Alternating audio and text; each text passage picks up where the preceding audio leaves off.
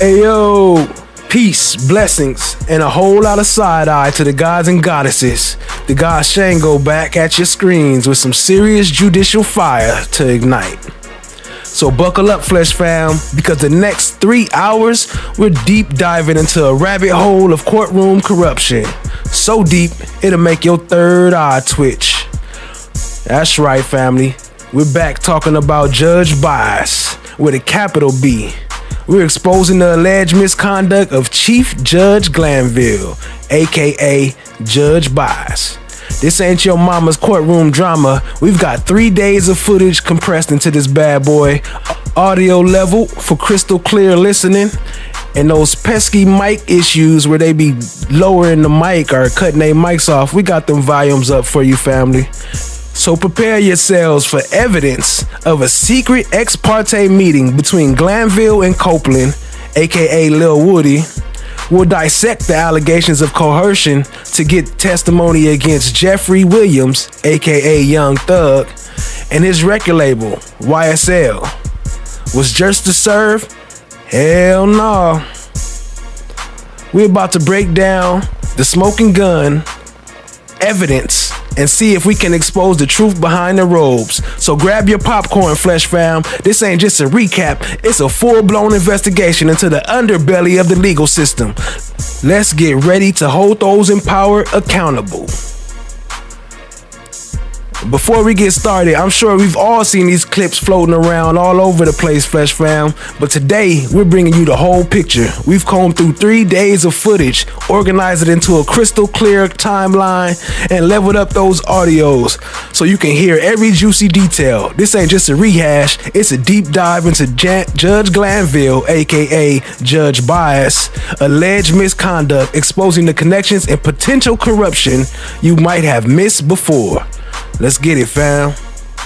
Thanks for being here. Hit the like, hit the subscribe, tap in.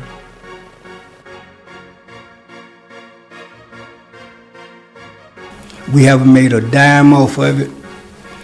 We ain't tried to make a dime off of it. Same thing with Gunner. The artist that my son has bought in to YSL, he haven't made 1 dime off of them. But if you did it, if he did it, we gonna act a fool. But if she do it or he do it, just another nigga gone. I'm the gatekeeper. In terms of what, sir? I suppose contempt. It's criminal contempt. It's sua sponte criminal contempt, sir. You don't get to appeal from this. You will go into custody at 5 o'clock today or whenever we finish if you don't tell me what that is. Tell me who that is. This is criminal contempt. You have made something out of it that where I'm kind of at a disadvantage at this point in time. So, because I did invite you into that particular proceeding. I don't know if this person even had, if that conversation was even had within my presence or hearing. I don't. Well, then that's my... I got a problem with you now. Well, that's fine. I mean... I got a problem with you now. Well... I would suggest you don't say any more. I've already said it.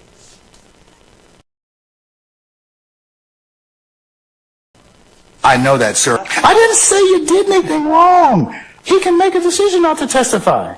What we have seen is communication, both verbal and nonverbal, between Mr. Copeland's supposed counsel and counsel for defendants. And a look as if I tried from Mr. Copeland's supposed counsel in the direction of counsel for the defendants. Enough is enough, man. I want to know why Sergeant Ingram's, I'm calling names because I'm tired. All right, good morning again, sir. Good morning. Okay. Sir, it is your intent to testify today, is that correct? Yes. Okay. All right. Summon our jurors, please, Sergeant Ingram.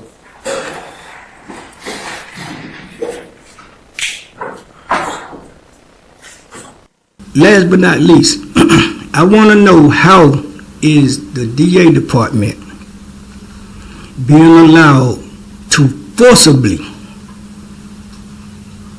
make people come to court and testify to nothing.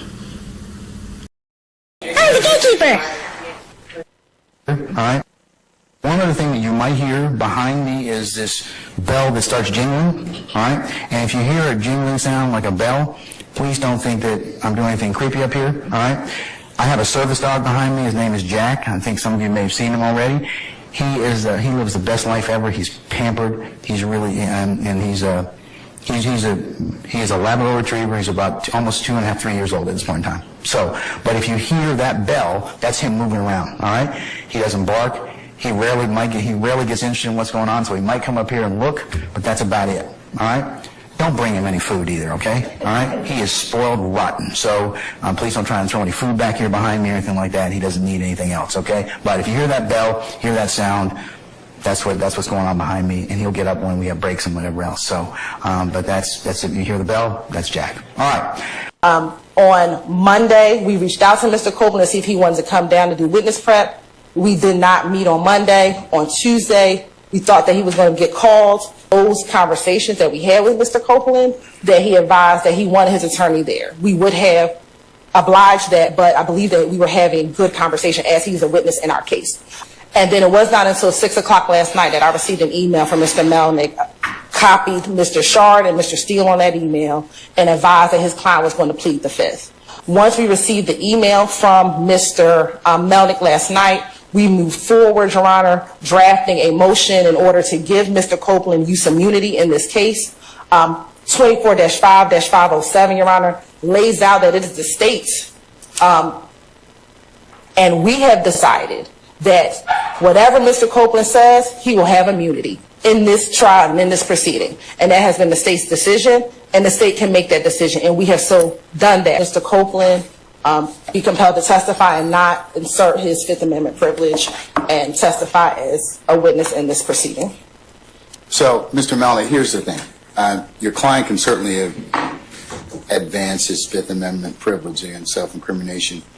I have signed the order under 24-5-507. So, I guess the only thing to do at this point in time is to bring him in and determine whether or not he would like to make sure he understands. I understand. Where he is under 24-5-507. He is present in the courtroom, Judge. Okay. What he has told me is that he repeatedly told the DA's office that he did not wish to cooperate, did not wish to testify, and wished to exercise his Fifth Amendment privilege. But I can bring him up and have him state that on the record. Yes. Okay. Mr. Copeland, come on up and have a seat here, sir. All right. Has the state provided you a letter of immunity or a copy of the order that I have signed directing that they give you use immunity? Yes. Do you have a copy of it? Yes. All right. Your sign. Not yet, sir. Doesn't apply to you yet, Mr. Steele.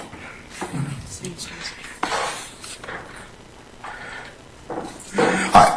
Mr. Copeland, I'm going to mark this as the next court's exhibit in order, okay? Mr. Copeland, can you take a look at that order for me, please, sir? Mr. Copeland, can you take a look at that order for me, please, sir? Take a look at that order for me, please, sir? All right, let's just go through it right quick, okay? Okay? All right? You have to answer yes or no, sir. All right. Okay, all right. I'm not trying to trick you. I'm not trying to do anything other than explain this to you, all right? Okay. Okay, all right.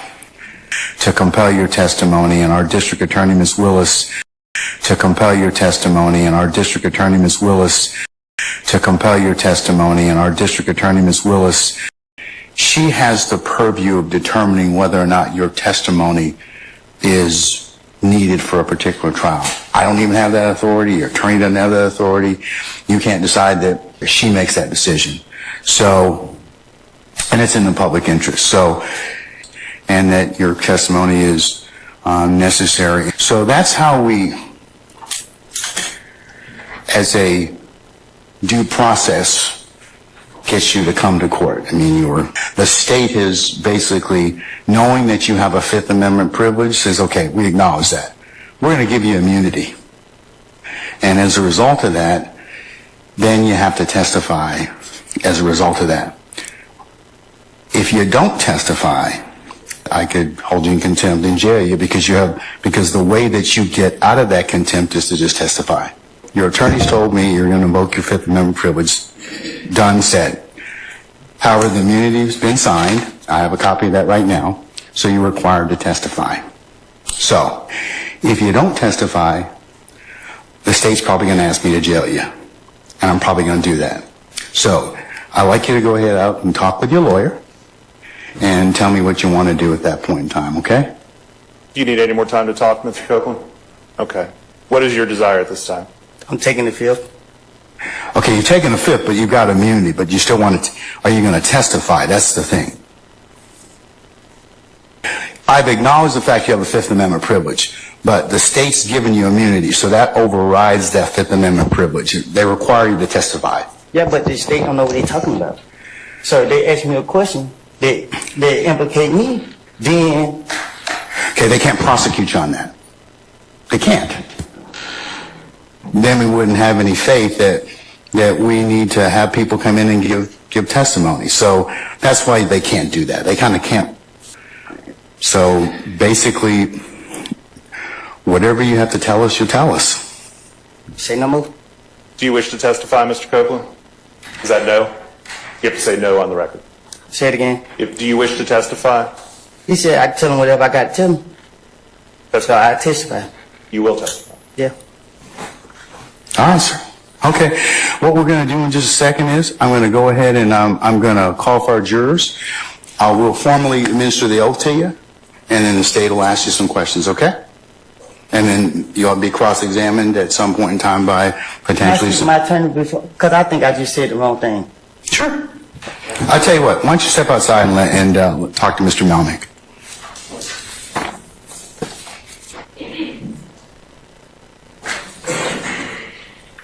So why he didn't Come on up, arrest Mr. him Copeland. right then when he first pled the fifth? He already said he was going to plead the fifth. So why you wait till you get on the stand to arrest him? All right, sir. What's your pleasure? Say what? I said, what's your pleasure, sir? I mean, I know you don't want to give testimony in this case, but you've been given immunity in this particular circumstance, use immunity. So, are you going to testify? Yeah. All right. Without further delay, we're going to go ahead and call the next witness. State. Your Honor, Ms. Hilton calls Kenneth Copeland to the stand. All right. Summon Mr. Copeland, please.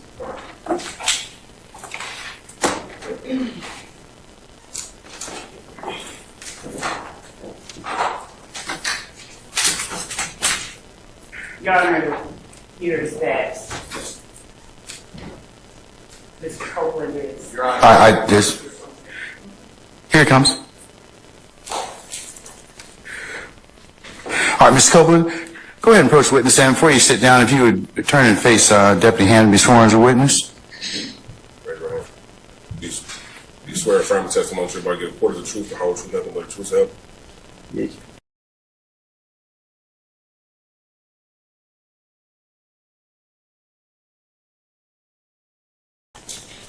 And Mr. Copeland, good afternoon. Do you want to be here? Ma'am? Do you want to be here? I'm here? Okay. Are you going to let me ask you some questions? Okay. How old are you? Grown? Okay, what does grown mean? I'm an adult. Okay. And when you say you're an adult, what number in years are you?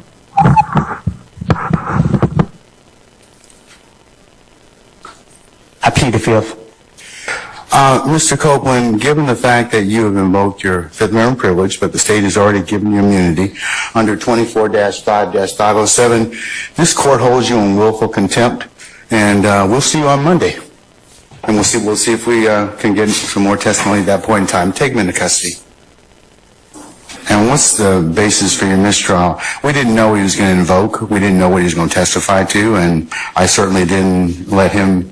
He was only asked one question, so at this point in time, there's really, you can't knowingly let a witness invoke their Fifth Amendment privilege in front of a jury, but that didn't happen in this case. Last thing we heard from Mr. Copeland was he was going to testify. So everything you say, I'll adopt because I was about to say those words. Based upon information belief, I'd like to call witnesses from the prosecution. I was told, I do not have the personal information, but I was told that Mr. Copeland made that known to officers of the prosecution team prior to being called right now.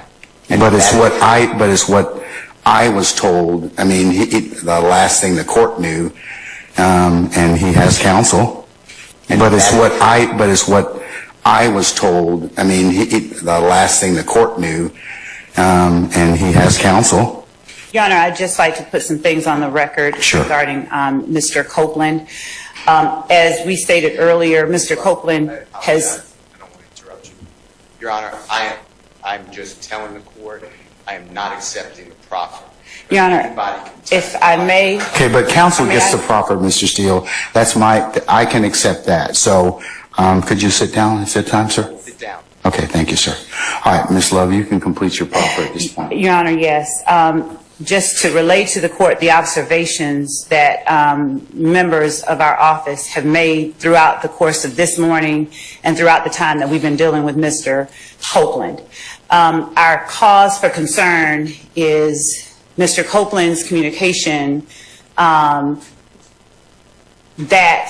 he is going to us, that he is going to speak, that he is going to speak on the stand, that he is going to testify, and watching what happens when Mr. Copeland gets on the stand. Mr. Copeland did not want to have to be taken into custody.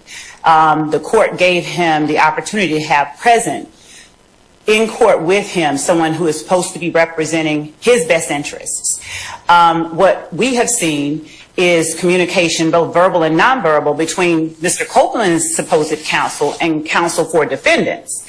And a look as if I tried from Mr. Copeland's supposed counsel in the direction of counsel for the defendants after Mr. Melnick attempted to assert for Mr. Copeland.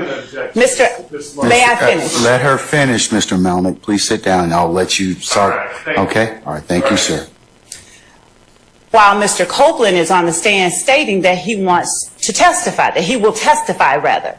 So we are watching, and Mr. Melnick, I believe it may even be captured on film. The court can look at it.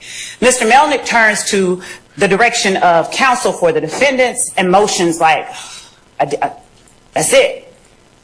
Then, upon information and belief, as we are standing out waiting for the jury to come in, Mr. Copeland requests to speak with counsel for the state, but Mr. Melnick keeps walking in. Then, as Mr. Copeland... Does at any point in time tell you I'm not going to testify? I'm invoke the Fifth Amendment. No. As what happens, as Mr. Copeland requested to speak with the state, Mr. Melnick keeps going in regardless of Mr. Copeland's request to speak with the state. And then we learn that Mr. Melnick tells Mr. Copeland they are going to hammer you. So Ms. Hilton comes back in and asks me, had I spoken with Mr. Melnick? Had I told him that we are going to hammer Mr. Copeland? The state had not made any such communication with anybody. So what we are seeing, we believe, is tampering with witnesses, this particular witness on the part of people who are not the state.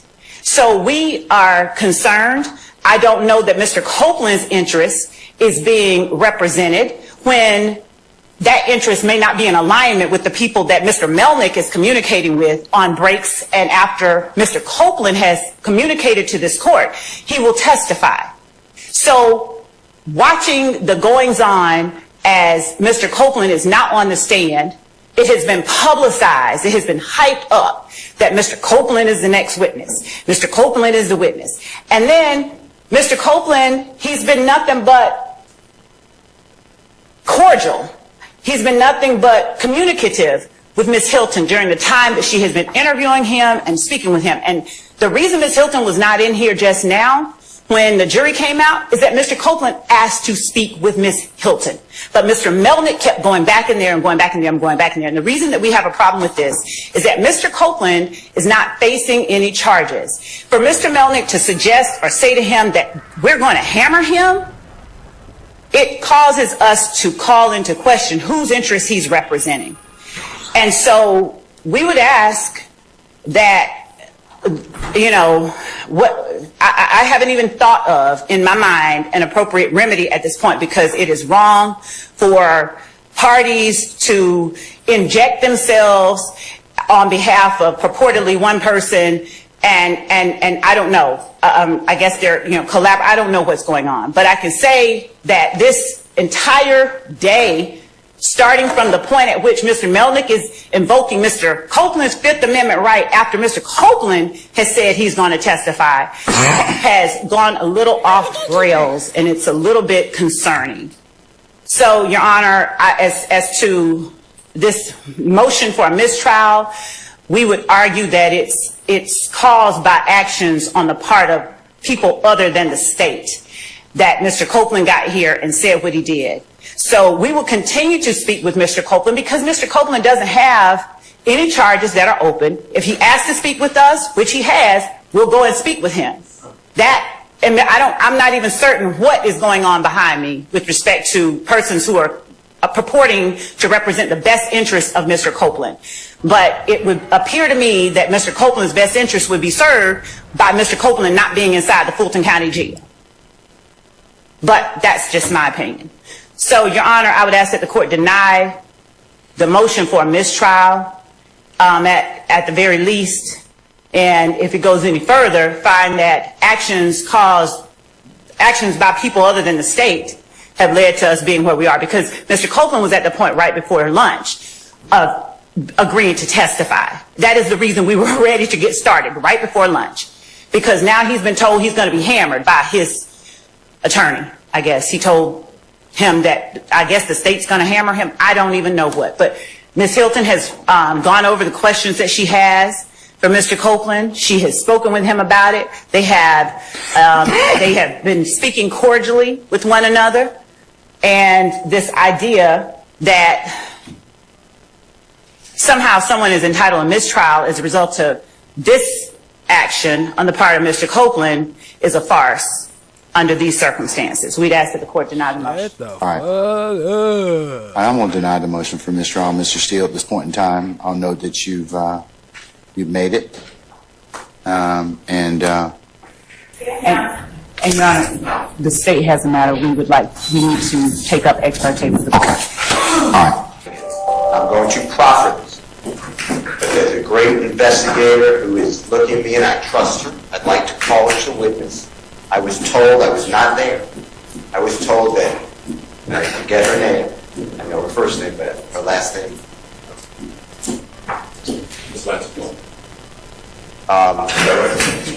And investigator Long, and I may be wrong, heard Mr. Copeland prior to coming into the courtroom, almost immediately prior, state, and I'm reading from Mr. Kokomo, if I have to go to jail, then lock me up, and then the Honorable David Botts. The Honorable David Botts told me, as I was walking in, that he heard, he's right behind me, so he should be speaking for himself, but he heard Kenneth Copeland tell the prosecution, if I said the wrong people, please correct it, that he's invoking the Fifth. That's why I raised it. I'm not saying anybody did anything wrong. I'm saying that if a party knows or has a reason to believe that a witness may invoke the Fifth Amendment in front of a jury, we avoid that at all costs. But the challenge we're having, Mr. Steele, is I do believe that there's probably been some behavior that probably wouldn't pass the good faith test of there's a lot of influences inside and outside. So I'm going to basically base it on the proffers of counsel and just remind you all of your professional responsibility requirements, okay? Well, so I'm going to remind it all the time because I live them. I'm just telling the court that in order for you to deny my motion for a mistrial, this is bad. and I'm going to deny your motion, and I've made my ruling. So I'm done at this point in time, okay? In terms of this motion for mistrial. Well, I'd like to call the witnesses, but I understand what you're saying. I'm not going to call any witnesses. I don't need any witnesses. Your proffers are fine, okay? Okay, but no interactions with. Okay, but here's the thing. I think it's consistent with I'm not testifying. Okay, he can make a decision not to testify. Okay, but if he does so, and because he's already been told, look, you can invoke your Fifth Amendment privilege, and you've been given immunity, and if you don't, I told him what the consequences are this morning. That's consistent with what I've heard thus far, and I don't think that is. I believe that the state was on notice that something like this was going to happen. Okay. All right, but all of you have kind of like I said, either unwittingly or...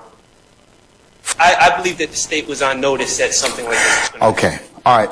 But all of you have kind of, like I said, either unwittingly or from, I just remind you, from outside agitation or otherwise, you all need to stay away from any of this.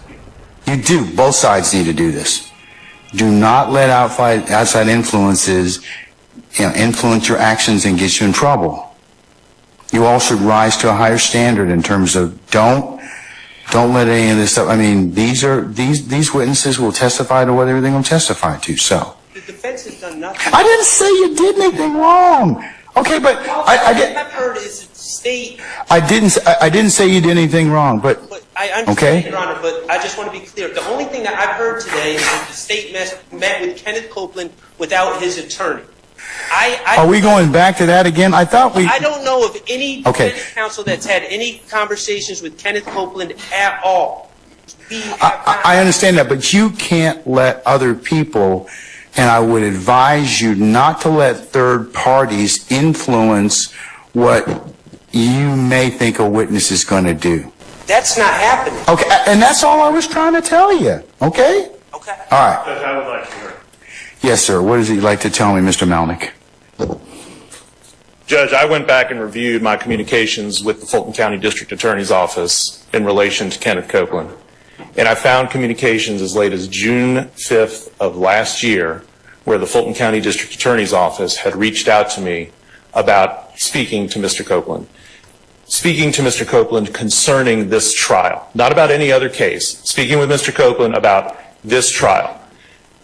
Neither of these attorneys, no attorney at this table has ever attempted to contact me about Mr. Copeland and about his willingness or desire to testify at this trial. They have put us in this position where at the last minute, I'm trying to advise him as best I can what I think is best for him.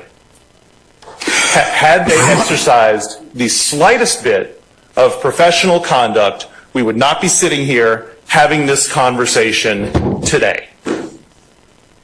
And unfortunately, for me to fully explain everything that's been going on, it would require me to reveal confidences that I'm not going to reveal. I don't want you to do that, sir. I can assure you that the decision to invoke the Fifth came completely from Kenneth Copeland. I owe nothing to anybody over here. I owe nothing to anybody at any of these tables. I don't care, candidly, no offense, don't care what happens with their cases.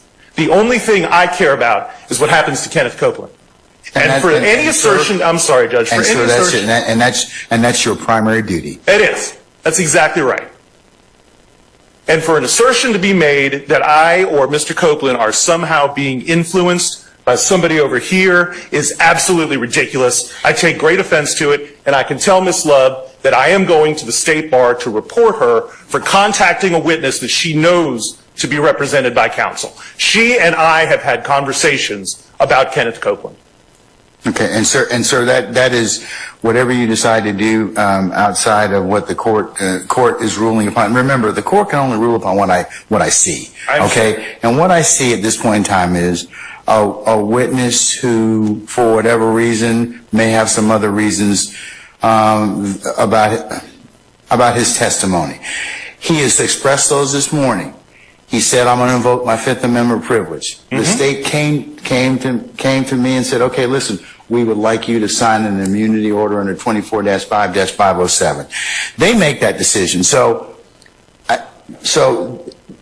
there are. I mean, I think that gets us to the point where we knew that, or at some point in time, that the state knew that he was going to invoke his Fifth Amendment privilege. So absolutely knew it. So, but in order for them to still get this testimony, which they believe that they need, they offer him immunity. So that's what we explained to your client this morning. So whether or not he wishes to go ahead and still invoke his privilege, that's his choice. But the statute's pretty clear. I understand. And I know you. And I know you. I've known you, sir, for at least two decades or more, sir. And I know that you have told him, "Hey, look, if you invoke, This is probably what's going to happen.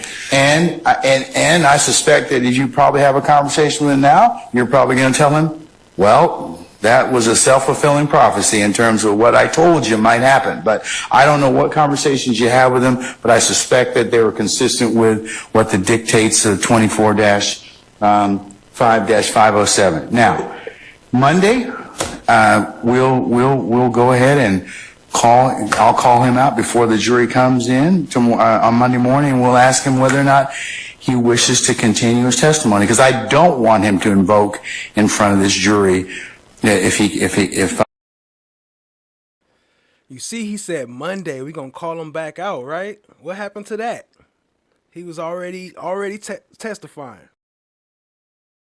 I can help it. So since he's made it once already, I'm going to ask him before the jury gets out here on Monday, is it your intent to invoke your Fifth Amendment privilege? If it is, he's going to go back into custody until he's willing to go ahead and give testimony, because he has immunity, so he has to testify. Judge, the only thing that I would say is that the primary reason Mr. Copeland is in custody right now is because the state has utterly failed to follow up with me in any regard with regard to what Mr. Copeland wants to do or intends to do. I suspect that that's probably not true. It is grossly unfair. I've known you for almost 2 decades. I've known Ms. Hilton and Ms.love in particular for a long period of time, and I don't think that they would do that to you. Judge, at no point did they ever reach out to me about Mr. Copeland. About Mr. Copeland's testimony here today. The last time I heard from anybody in the Fulton DA's office was June of last year. Ms. Hilton, did you reach out to Mr. Melnick? And if so, when? When I talked to Mr. Copeland, he told me Mr. Melnick was not his attorney. So that is, I talked to the witness because when did you talk to Mr. Copeland? Last Friday, because my understanding prior to that is that Mr. Melnick had told Ms.love that he wasn't his attorney. So when we went to go serve him, I understand that he did not have an attorney. When I met with Mr. Copeland, and this is Friday evening, Mr. Long and I went to go meet with him in the car. We said, hey, I think Mr. Melnick's your attorney. He said, Mr. Melnick is not my attorney. He said, I haven't even talked to him. And then that is when we proceeded to begin our conversations. Anytime that Mr. Copeland did not want to speak with us, we did not speak with him. We called him on Monday to see if he could come down here. He said he didn't want to come, or he didn't respond.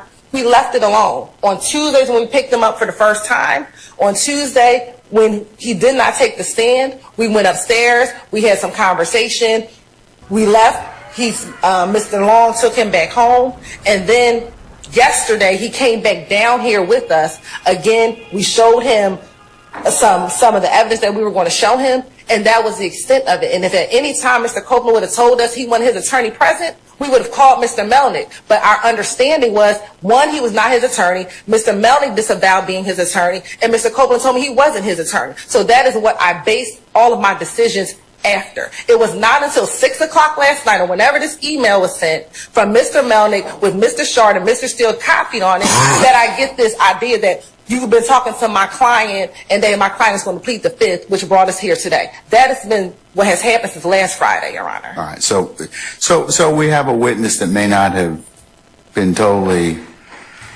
candid, or may not have thought that he potentially needed you. And as things developed, Mr. Melnick, he decided, well, yeah, he does need you. But whether or not. And Your Honor, it's my understanding that Mr. Melnick called Mr. Copeland last night. So it wasn't that Mr. Copeland called Mr. Melnick. Mr. Melnick so happens to call him the night before he's supposed to testify. So I don't know what has happened or what has transpired, but that is the extent of what occurred. So I'm not going to get into my conversations with my client. No, and I don't expect you to. But I do want to remind you, Mr. Melnick, as well as I reminded both sets of counsel, that you owe a higher duty of tribunal to me and the court than you do anybody else. So please don't, you as a professional advocate, don't put yourself in a position where you come cross purposes with the rules. Okay? Of course. And that sometimes has to be explained to witnesses and clients. Okay? All right. So that's where we are at this point in time. Is that Monday morning I will bring Mr. Copeland back out. It is, I don't relish the fact of holding him in contempt, but That's all I have at this point in time because he's been given immunity. So we'll take him up because that's our first session of court. We won't be having anything else until then. And Your Honor, I would like to ask that the court convey to Mr. Melnick, to convey to Mr. Copeland that he is subject to being committed and held in the Fulton County Jail until the end of this trial, because I'm certain Mr. Melnick, if Mr. Melnick wants to convey to us some of the concerns that he has, Mr. Melnick I'm certain is quite familiar with the statute under which the court has compelled Mr. Copeland to provide testimony. So there is nothing that we could do to Mr. Copeland regarding any testimony we elicit from him on the stand pursuant to the court's order under the statute that the court has cited, 245507. And that statute gives the court the ability and probably, depending on how the court feels about it, the absolute duty, given the necessity of Mr. Copeland's testimony, to hold Mr. Copeland in the Fulton County Jail until he decides to purge himself of the contempt of court by providing testimony. If Mr. Melnick would like to speak with Ms. Hilton or any other member of the state regarding his concerns about that order, which tracks the statute almost verbatim, then I would invite him to do so. Otherwise, as I've stated, I don't see it being in Mr. Copeland's best interest to be confined to the Fulton County Jail until the end of this trial. But I will leave those matters to Mr. Melnick, who at this time is asserting that he is representing Mr. Copeland. But again, that was not the understanding that Mr. Copeland had previously given to us. All right. Okay, so Mr. Melnick, if you do in fact talk with Mr. Copeland, like I said, I'll bring him back on Monday, and we'll see where we are at that point in time. Okay. And he has the ability to purge himself by just providing testimony consistent with what he knows or what his knowledge of is in this case, okay? Judge, I have some personal matters that I need to convey to Chambers, but I'll do that off the record. Okay, I'm going to recess in just a little bit, and but can you be back for Monday morning? That's just it. I can't. Is this something I can take up off the record? Well, I kind of have to call him on Monday. I do. And Your Honor, the state has a matter we need to take up ex parte with the court. Okay. All right. Judge, I have some personal matters that I need to. You see, he just gave them the okay for the ex parte meeting right before he asked for it, and he denied him though and told him come back Monday because they've been setting it up. Convey to Chambers, but I'll do that off the record. Okay, I'm going to recess in just a little bit, and but can you be back for Monday morning? That's just it. I can't. Is this something I can take up off the record? Well, I kind of have to call him on Monday. I do. And you could tell they already talked about it before because that's why they fell back at the same time, because they already knew he was going to say that. They already been planning for that. Thanks for being here. Hit the like, hit the subscribe, tap in, family. And Your Honor, the state has a matter we need to take up ex parte with the court. All right. I mean, there's no choice. I have no choice because that is the next session of court. Judge, I have non-refundable tickets out of town on Monday. I can't be here. I cannot be here. And there is nothing I've had this on file with Fulton County since December 15th of last year. And again, had the state contacted me before today, I would have made them aware of this. Well, there's one of those times as a lawyer that you're going to probably have to kind of figure out a solution, sir. I mean, I don't want to put you in this particular position. I can't be here, Judge. I absolutely cannot be here. Well, you have a choice. You can be here if you want, but you'll have to figure out some other things to do with your tickets. I mean, here's the thing: if you're asserting, if the state was relying upon the fact that you are not his counsel, and now you are, you have put us in a situation where now you put yourself in between a rock and a hard place. I mean, so. He's coming back on Monday. I'll have somebody else make my announcement for me. Then that can be done, and sir, I would advise you to do that. But remember, Mr.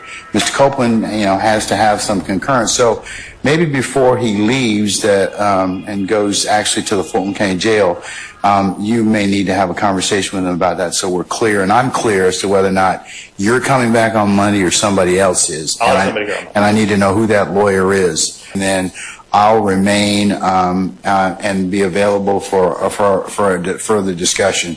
So let me go ahead and all right, and I'm going to go ahead and at this point in time summon our jurors, please. All right, and I'm going to go ahead and at this point in time summon our jurors, please. All right. Promoted already again. All right, okay. Ladies and gentlemen, jury, good afternoon. Okay, it appears that we have some more homework to do, and given the fact that that needs to occur, my suggestion is that we go ahead and recess you for the day, okay? And let you begin your Friday. And Your Honor, the state has a matter we need to take up ex parte with the court. Okay. All right. Lieutenant Walker has been asked by defense counsels. I'll remain and be available for a further discussion. So let me go ahead and all right. And I'm going to go ahead and at this point in time summon our jurors, please. All right. Mr. Copeland's had the opportunity to speak with his lawyer, Ms. Bumpass. And it is my understanding he's going to testify. That's the latest I can give you, okay? So we're going to bring Mr. Copeland out, and we'll see what happens, okay? Did the court send the immunity order? It should be filed. It should be part of Odyssey at this point in time. Because it would have been filed, I think, on Friday, so...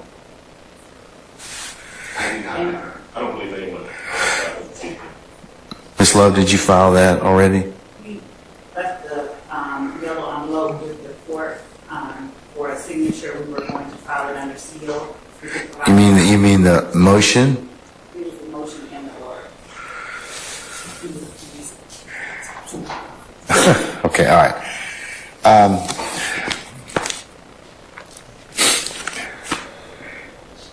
We can give them. Yeah, if you could send them a copy, that'd be fine. All right. Can we bring out Mr. Copeland, please?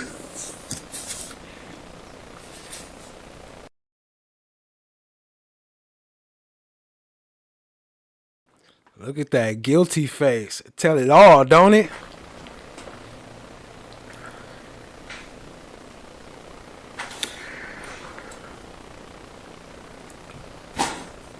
It look like he just got caught with his hands in the cookie jar.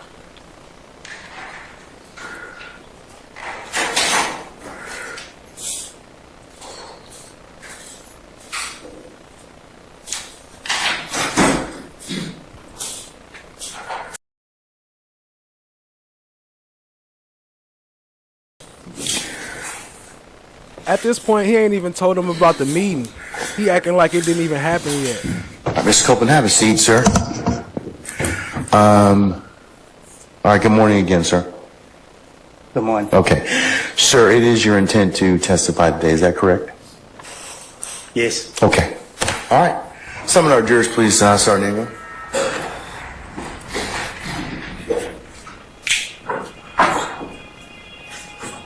All right, good morning again, sir. All right, good morning again, sir. Enough is enough, man.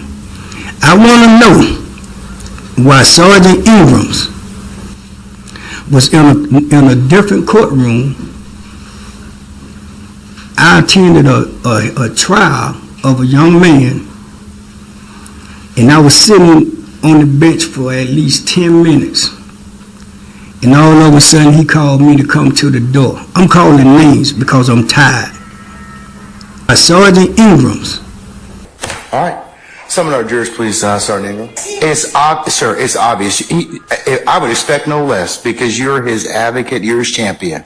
But could you all please sit down so I can kind of figure out a solution for this? All right. First, let me just kind of address the obvious.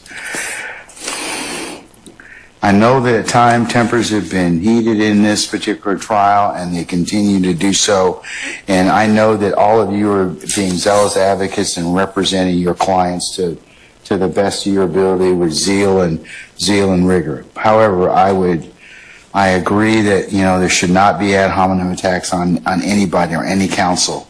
Wise discretion in order to do that for the purposes of this, but it sends not the message I think you want it to send. All right, so I'm going to leave you all to your wise discretion in order to do that, but I'll take up whatever I need to take up as I see fit. But I know that you all, this has been a long trial. It's very demanding, exacting, and grating on, and tiring on all of you. So I ask you to just take a couple deep breaths and step back and see and kind of look at and just remember that you do represent of who you represent and what you're here for. In terms of the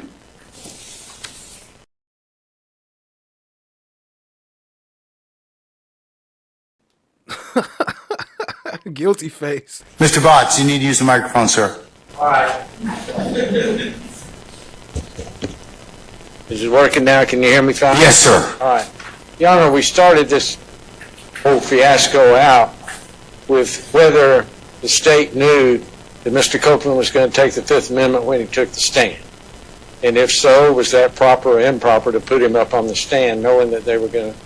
You have to speak up, sir. And if you could hold the microphone, it'd probably be better. That he was going to assert the Fifth.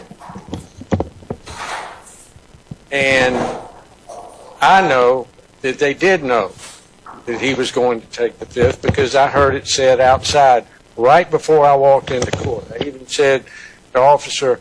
Then why didn't you as an officer of the court tell me before we took his testimony? I told Mr. Steele... No. Why didn't you as an officer of this court tell me? And Investigator Law, and I may be wrong, heard Mr. Copeland prior to coming into the courtroom, almost immediately prior, state, and I'm reading from Mr. Kokomo, if I have to go to jail, then lock me up, and then the Honorable David Botts told me, as I was walking in, that he heard, he's right behind me, so he should be speaking for himself, but he heard Kenneth Copeland tell the prosecution, if I said the wrong people, please correct it, that he's invoking the Fifth. That's why I raised it. I know that they did know that he was going to take the Fifth because I heard it said outside right before I walked into court. I even said the officer... Then why didn't you as an officer of the court tell me before we took his testimony? I told Mr. Steele... No. Why didn't you as an officer of this court tell me? Well, then that's my... I got a problem with you now. Well, that's fine. I mean... I got a problem with you now. Well... I would suggest you don't say any more. I've already said it. I know that, sir, and the problem is you should have told me if that were your case, then you just made an argument that we didn't even need to have because I could have certainly asked him based upon your proffer. Now you want to have it both ways? You can't do that. Your Honor, I thought the state knew that, and that's not what the point is. The point is you as an advocate is you should have told me. Both sides have an equal responsibility under the rules of professional responsibility. Okay, as long as we're both responsible, that's fine. All right, have a seat, sir. Thank you. I have a request of the court. Is that okay? No. And what's the basis for your mistrial? We didn't know what he was going to invoke. We didn't know what he was going to testify to, and I certainly didn't let him. He was only asked one question, so at this point in time, there's really, you can't knowingly let a witness invoke their Fifth Amendment privilege in front of a jury, but that didn't happen in this case. Last thing we heard from Mr. Copeland was he was going to testify. They've heard Mr. Copeland's name however many times a court reporter said. Casey, that's what we've heard. No, So. the jurors have heard Kenneth Copeland. And as well, okay. I opened on him that he's the killer. All right, Mr. Steele, in the interest of your representation, continued representation of Mr. Williams, is been brought to court suggestion that you be here until when we've in all open sessions of court and until we finish for the day. So I'm still going to hold you in contempt. You can purge that contempt by just telling me who it is that told you this information. That's all I need to know. But at the end of today, I'll ask you that question again today. We did not take up any business in your absence, other than Mr. Adams eloquently saying that he was not going to go forward without having you present with him. So, and him not wanting to divulge who the information came from either. So, with that, sir, we're going to go ahead and continue. All right? Ask a question? Yes, sir. Did the court order the transcript that we can see it and have a hearing and call witnesses? No, I'm not going to order the transcript as of yet, because if the case should be reviewed, the appellate court will have that particular ability to do that.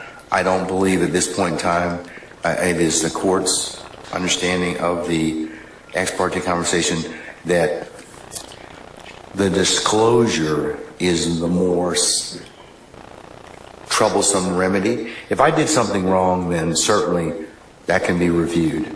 But I'm not at this point in time going to release any of the transcript in terms of what may be disclosed or that was said in Chambers ex parte at this point. Well, I was told based upon information belief that it would affect this witness's testimony from the jury, because I was told depending upon how the day goes, he may go home or not, depending upon his testimony. I'd like to know what that's about. I don't know, Mr. Steele. I don't know. I mean, that's why I would like to know who it is that told you or disclosed this information from Chambers, because I don't know if this person even had, if that conversation was even had within my presence or hearing. I don't.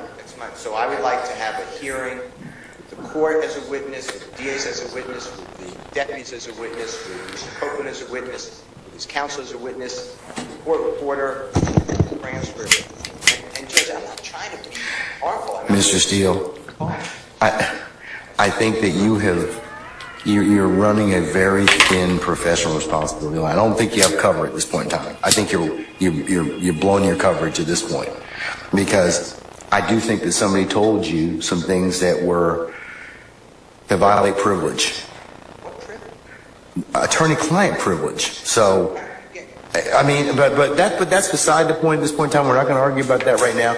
I just need, the way you purge your contempt is that you just tell me who told you this. I'm not asking you what was said. But you're indicating what was said. I want to know who told it to you. And I'm making it based upon information. But I need to know who it is, because that's critical for the court taking remedial steps at this point in time. You're holding me in contempt. No. Yeah, I'm holding you in contempt because you won't tell me who. How could something, I'm not trying to be obstructions, but how could something be attorney-client privilege if happened before the court?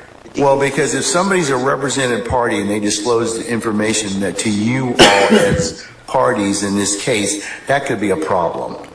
That could be a problem. I mean, like I said, I don't know what was said to you. I don't. I'm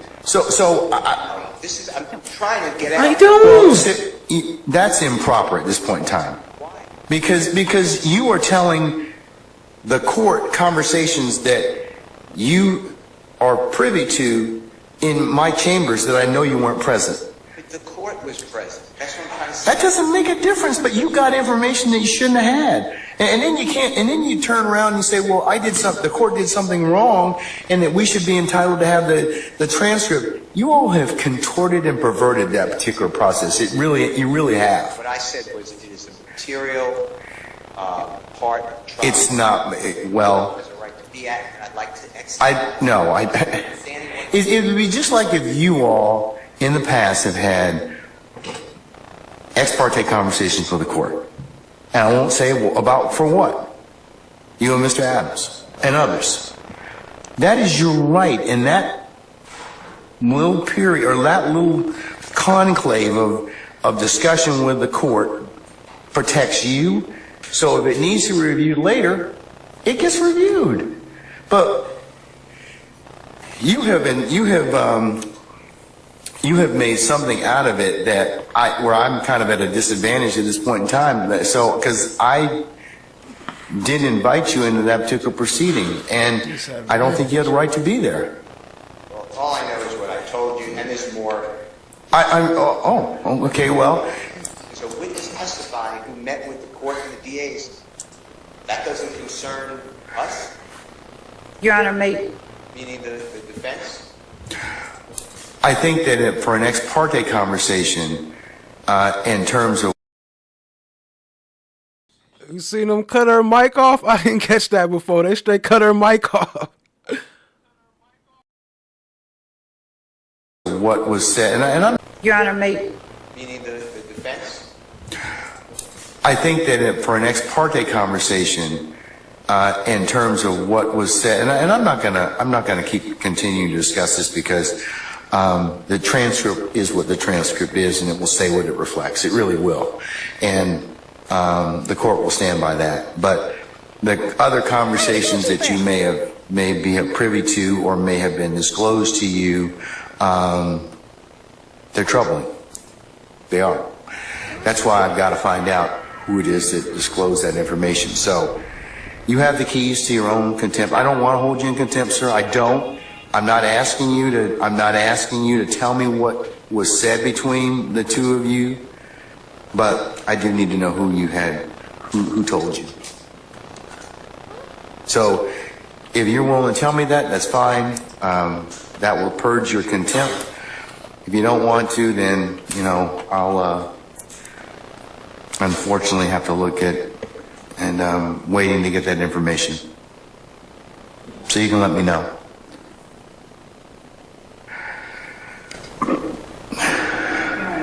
Did the court put this in order? In terms of what, sir? I suppose contempt. It's criminal contempt. It's sua sponte criminal contempt, sir. You don't get to appeal from this. You will go into custody at 5 o'clock today or whenever we finish if you don't tell me what that is. Tell me who that is. This is criminal contempt. I have asked you a question related to this particular proceedings, and if you don't tell me, then you'll suffer the consequences of that. Unfortunately, like I said, I'm not looking to hold you in contempt. I really am. I'm not. But this is that important. Important. It is important. Okay. All right. So you got think about it. All right. Can I just last thing? Going forward, it's over objection because I believe that we're entitled to these information, especially with this witness. All right, sir. I'll note your objection. It'll be continuing objection for the time being. And I may make some other remedies depending upon what information I find later. Okay? All right. On behalf of Mr. Stillwell, I'm going to review our Brady demand for any Brady material that came out from any conversations with Mr. Copeland, between Mr. Copeland and the District Attorney's Office this morning. All right. Summon our jurors, please. Yeah, bring them out, please.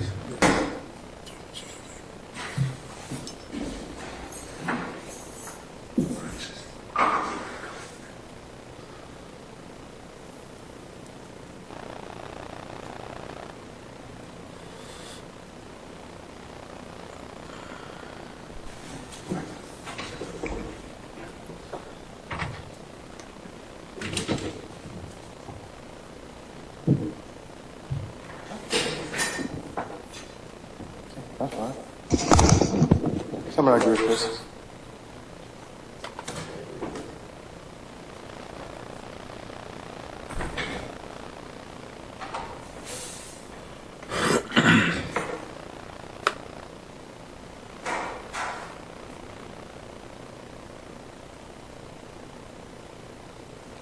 Peace, fam. Thanks for being here. Hit the like, hit the subscribe, tap in. Watch Woody spit in his chair. Till the officer come tell him to stop right here.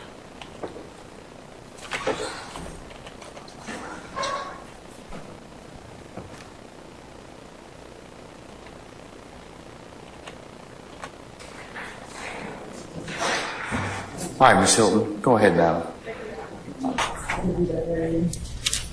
Mr. Copeland, good afternoon. Good afternoon.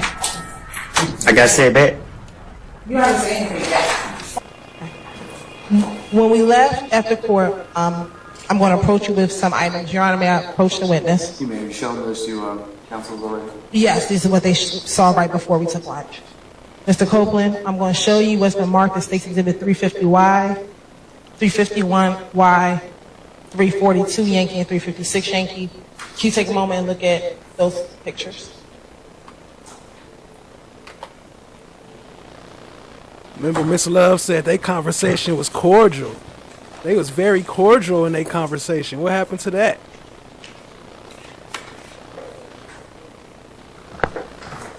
Can you please look at those pictures? Do I have to look at it? Yes.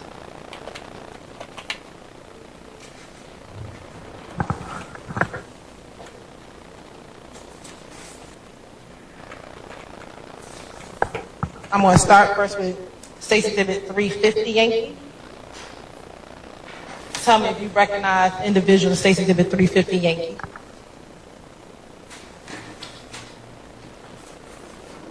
Only 1 hour in.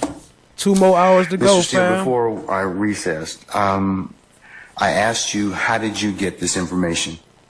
And it is not covered by work product. There's only one way you could have gotten it.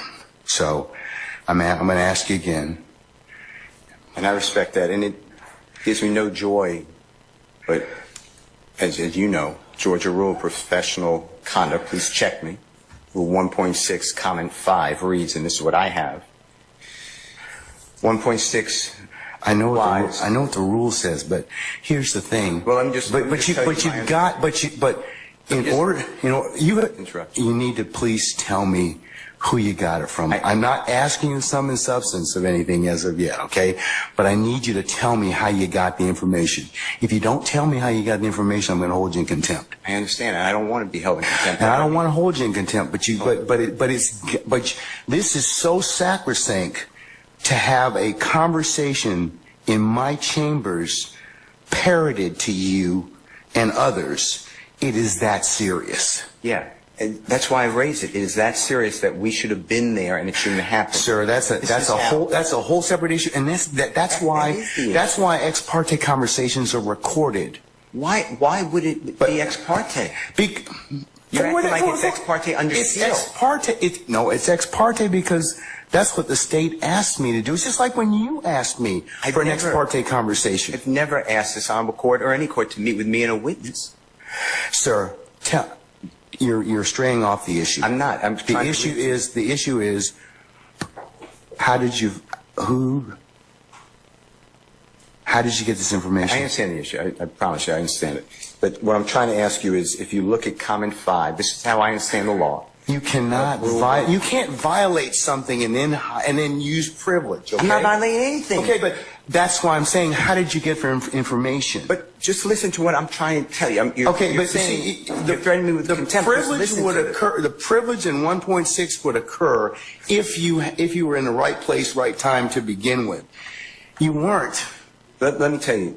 I'm just reading from it. But if I'm reading it wrong, I'm not trying to. It says 1.6 applies not merely to matters communicated in confidence by the client, but also to all information gained in the professional relationship, whatever its source. So you're asking me to break, you're ordering me, maybe, you're asking me, I'm not saying you're ordering me, but to give you information, and you're saying it's not some substance, but I'm telling you I can't do that under the bar rule. All right, well, I'm going to hold you in contempt. And you can think about it. 5 o'clock today, we'll see where you are at that stand on that point. Because no, that's not what I understand the rule to be. I've not asked you sum and substance of what was said. I asked you how you got it. You can't do that. Yes, you can, because I have an idea how you got it. Well, your idea. I have an idea how you got it, but that's improper, sir. Your idea may be wrong, and you're asking me to listen. I told you the first time. And I'm not sure. I don't want to hold you in contempt, but this is that serious, Judge. You cannot eavesdrop and get information that was not meant for you to hear at that particular point in time. Judge, listen, and listen. I'll do whatever you want till 5 o'clock or thereafter. But what I'm trying to tell you is, Your Honor, this is so serious to me. We need a hearing, and I'm moving for a mistrial. It is my understanding, based upon information belief, from whom? Part of it. From whom?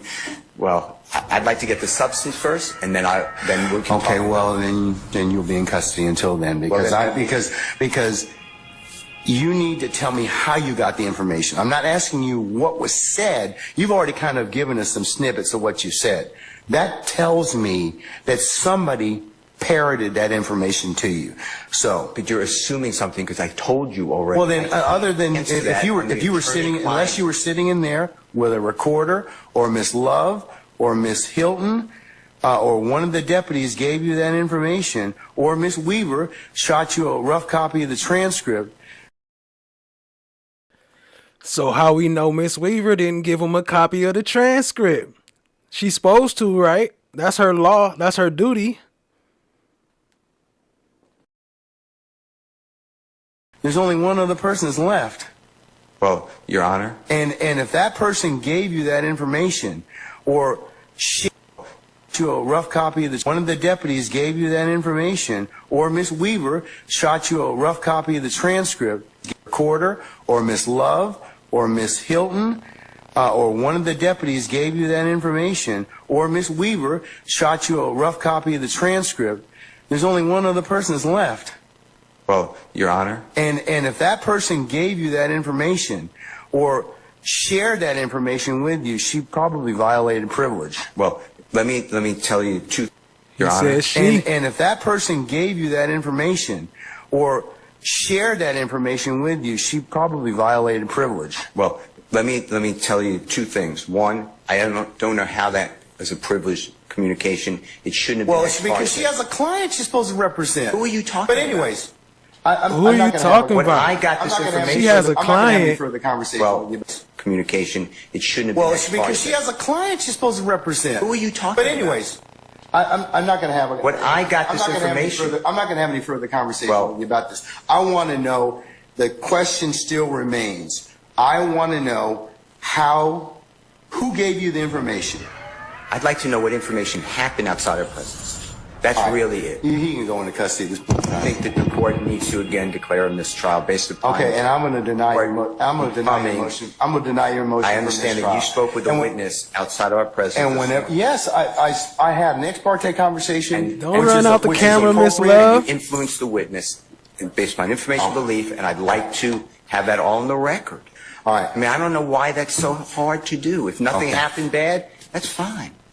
But you're acting like, tell me who it is and don't talk about the substance. Why can't we have an issue that was outside of presence? It should not have been. Because you got some information that you shouldn't have gotten.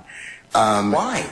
Well, we can. That's for another day. But why? Okay, why that's for another day. In the first place, I didn't know about this stuff. That's for another day. So I raised it as soon as we found out about it. Well, I gave you the case I'm relying on. I assume you read it. If you didn't read it, you should read it. It's a material part, a critical part of the case. When a judge speaks with a witness outside the presence of the accused, the court has said it's right there in Division 2. That is a material or critical part of the case, and it's an automatic reversal. Mr. Steele. But you're acting like it's spicy. That is not when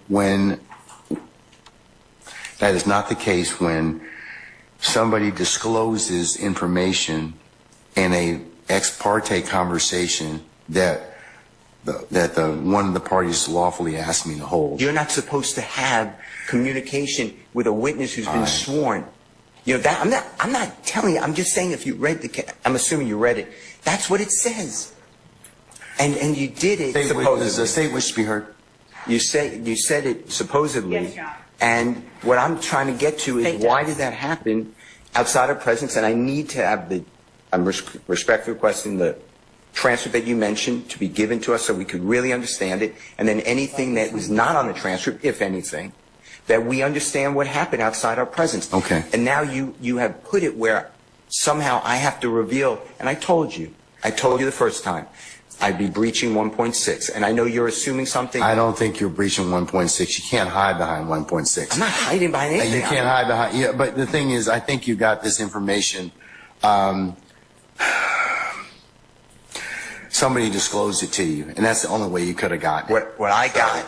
Because unless you're sitting there, you're eavesdropping. So you can't use something ordinarily that you had no business getting to begin with, and then stand on, well, hey, we didn't give you the information, or that a party didn't give you the information. So, Your Honor, but that's the issue, isn't it? Well, why aren't we that leads to be told. But right now, we don't know why we were excluded from that. Mr. Steele, and I want that information because Mr. Williams' constitutional right on the Georgia Constitution. Just stop at this point in time, because Article 1, because you've already said that. You've already said Georgia that. Constitution, and we have the right to be present. All right, Mr. And we're not waiving anything. Yes, Madam, Ms.love. Yes, ma'am. Your Honor, I am disturbed by Mr. Steele's representations to the court.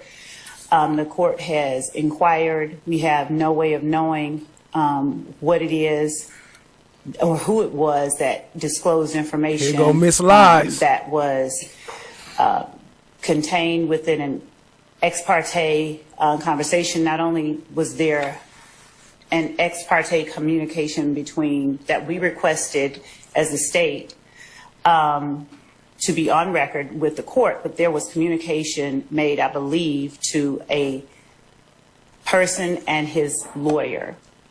I don't know that the reason that counsels took the podium was to address that particular issue so much as it was to try and assert an inaccurate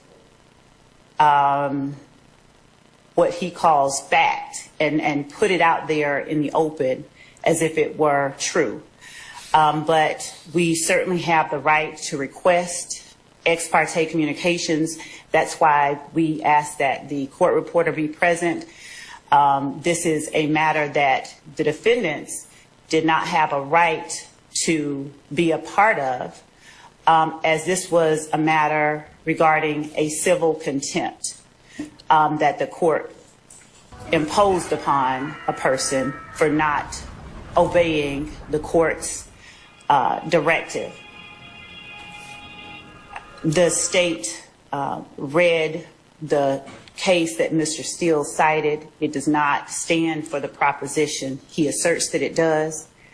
And regarding further legal support for our position, we would provide that to the court, but we are more concerned that information that is disclosed in an ex parte setting gets relayed to the parties who are not privy to that. The whole purpose of the ex parte request was so that that did not happen.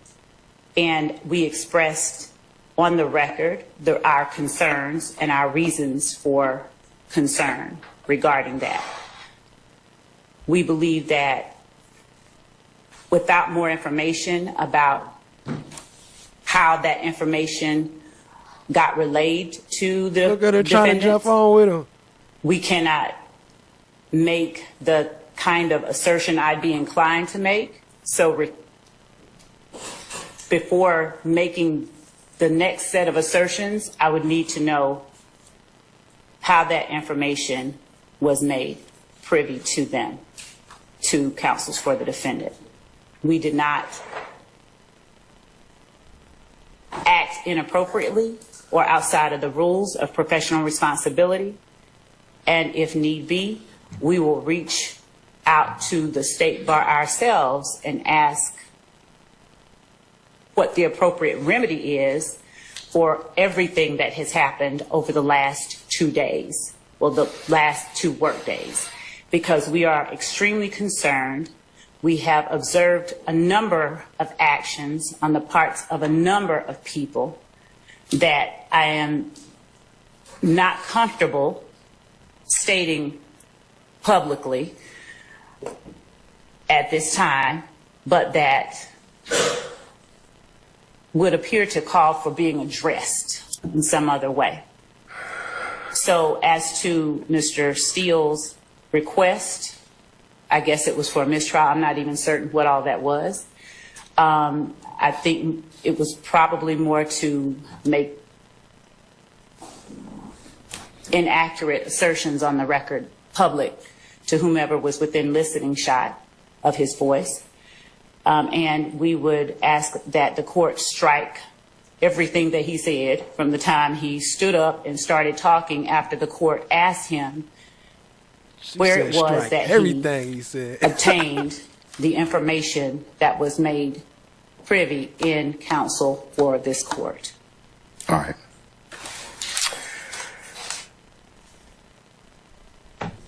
And regarding Rule 1.6, Your Honor, we read 1.6 as standing there. 1.6 in no way shields Mr. Steele's answer that the court requested he give. Rule 1.6 has to do with attorney-client privilege, and that is information that Mr. Steele obtained from his client regarding whatever matters. I don't know if the information was leaked to his client from someone who was in chambers, or if the information was leaked directly to Mr. Steele. In either event, it is concerning and in no way falls under the protections of Rule 1.6. If the court would allow me a moment. All right.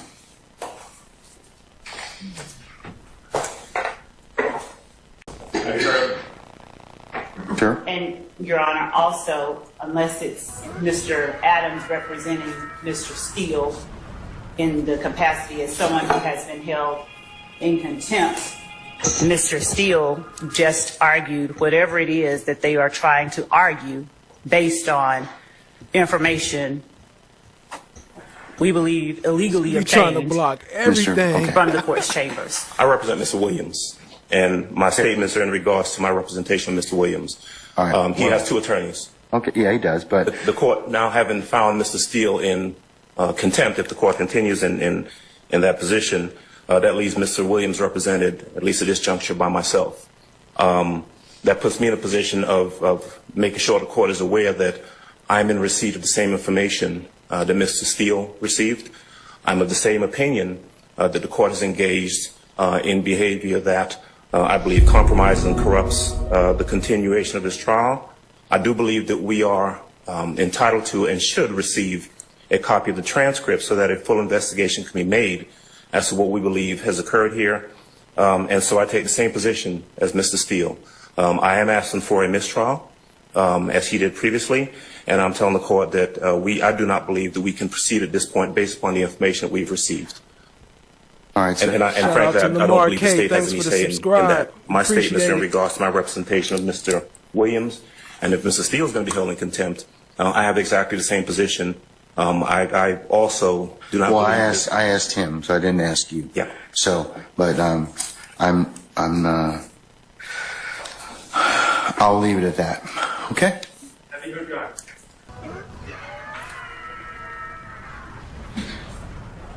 What is it, Mr. Sharp?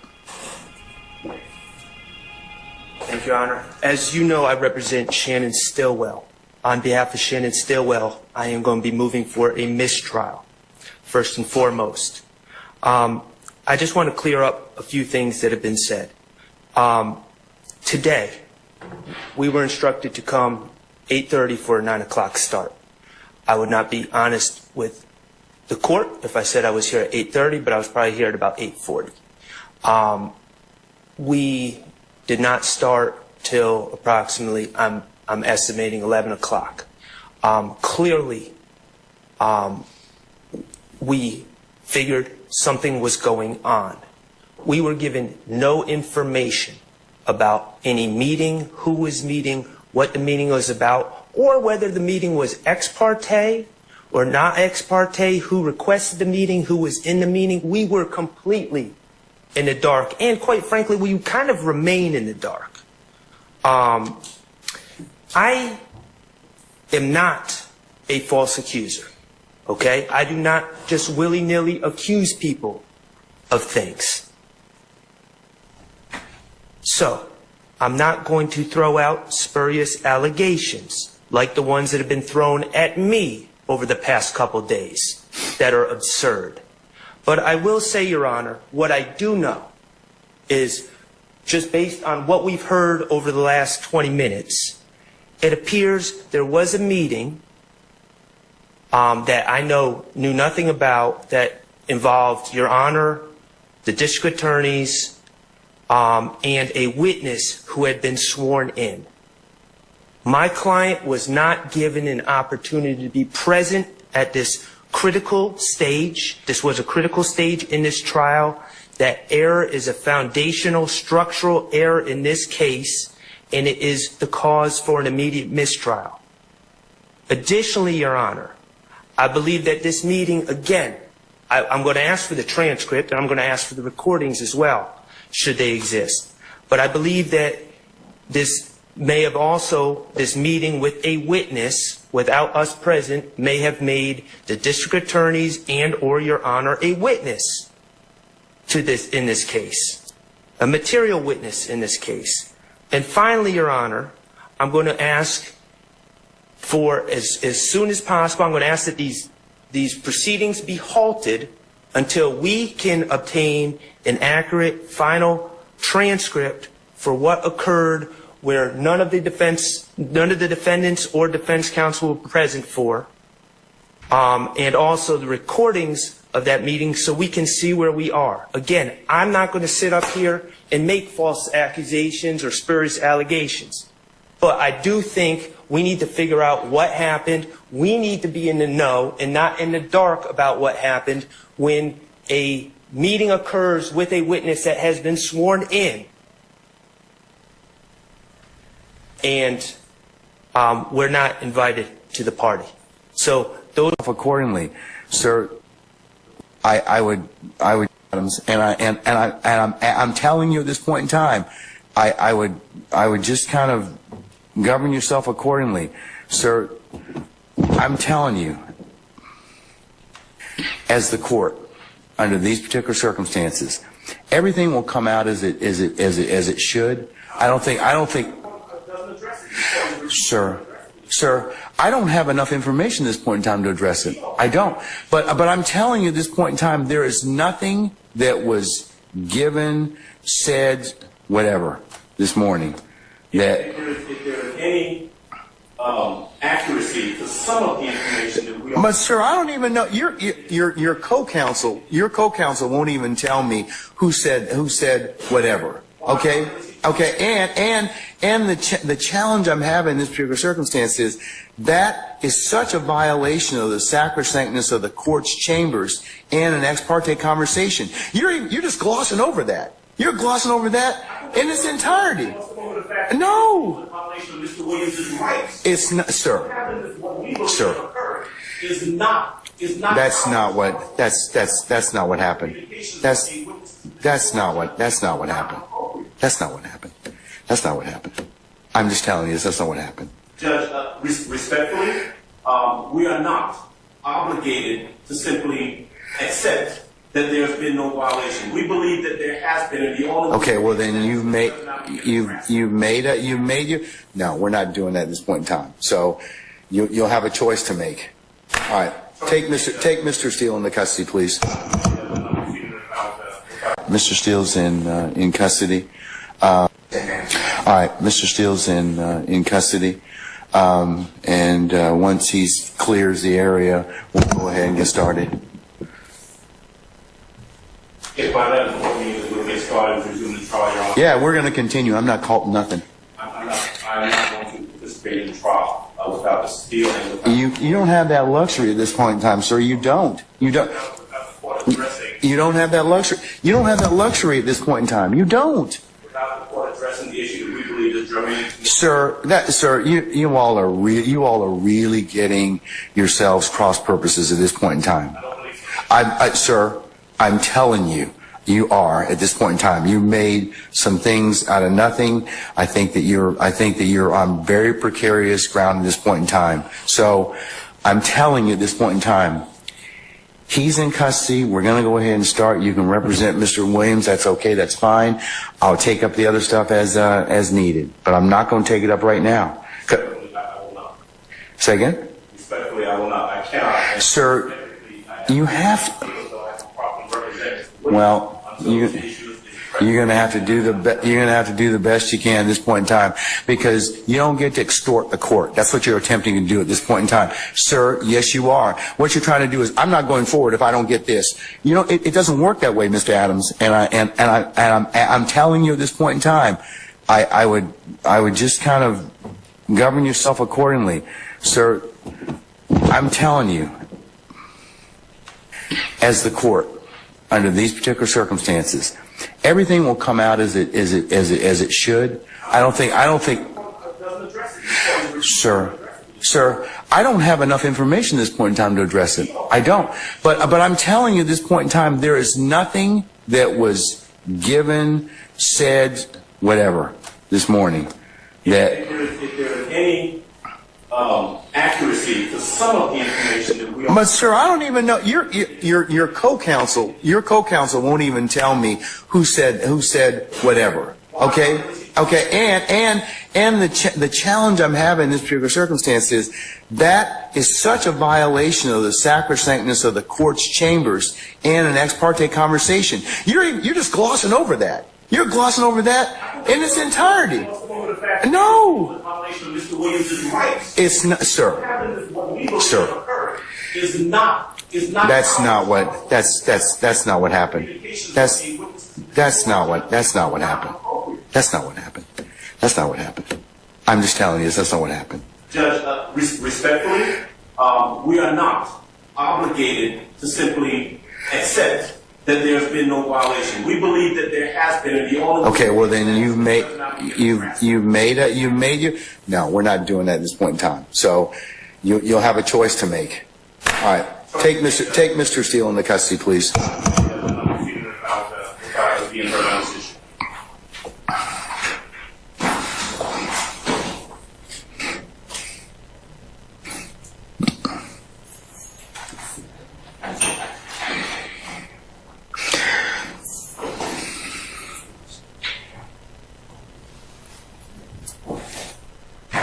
Your Honor, would the court afford me one moment to confer with counsel regarding the appropriate remedy in this type of situation? Okay, all right.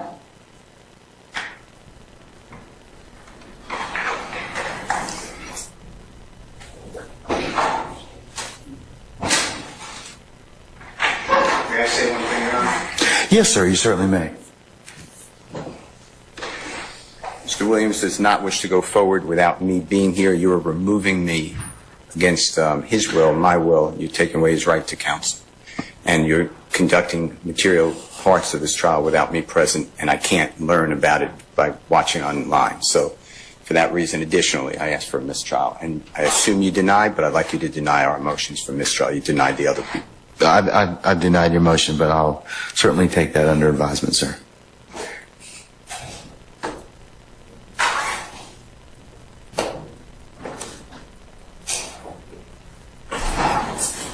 We're going to the next 5 minutes. We're going to be in recess for the next 5 minutes. Judge, just for the record, is it criminal contempt that you held him in? Yes, ma'am. Okay, and you said you had a hearing earlier today. With criminal contempt, I told him what the contempt was, and that was he refused to tell, order of the court. If counsel, as you know, if the court orders you to do something and you don't, that's criminal contempt. So I've asked him several times, please just tell me who it is that told you. I didn't ask or inquire about anything that was said. I just want to know who it was. Because he's got too much detail of this particular alleged conversation for the court to be concerned about it. So. And Judge, since it is a criminal contempt, he is entitled to due process. He's entitled to a hearing, entitled to an actual show cause, entitled to the allegations actually written, entitled to a witness list. We're entitled to present our own witness list. And Well, no, notice of that. criminal contempt is different. It is on the spot. So he's gotten the due process he's going to get. That's on the spot. I told him. Plus, he's had all day to tell me who it is that is it. So a little different, Ms. Merchant. I'm going to disagree with you, but Well, and okay. Judge, just for the record, it's that's direct. So what you're holding him in is in direct criminal contempt. Yes. The issue with the direct criminal contempt is whether or not to actually hold a hearing now, whether or not it needs to be held immediately. And the problem is, if you hold him in direct criminal contempt, as you're saying that you did, you are a witness to that proceeding. And so it has to be referred to another judge. Doesn't require recusal. You actually have to sua sponte send it to another judge because you're a witness to the proceeding. Show me the case law that says that, Ms. Yes, Merchant. it is Henry McClarty. It's 152 Georgia App 399, and it says that is one of the cases. Also, two other cases: Henry Adams, 215 Georgia App 372. Well, 1 second. Give me the name of the first case again. Henry what?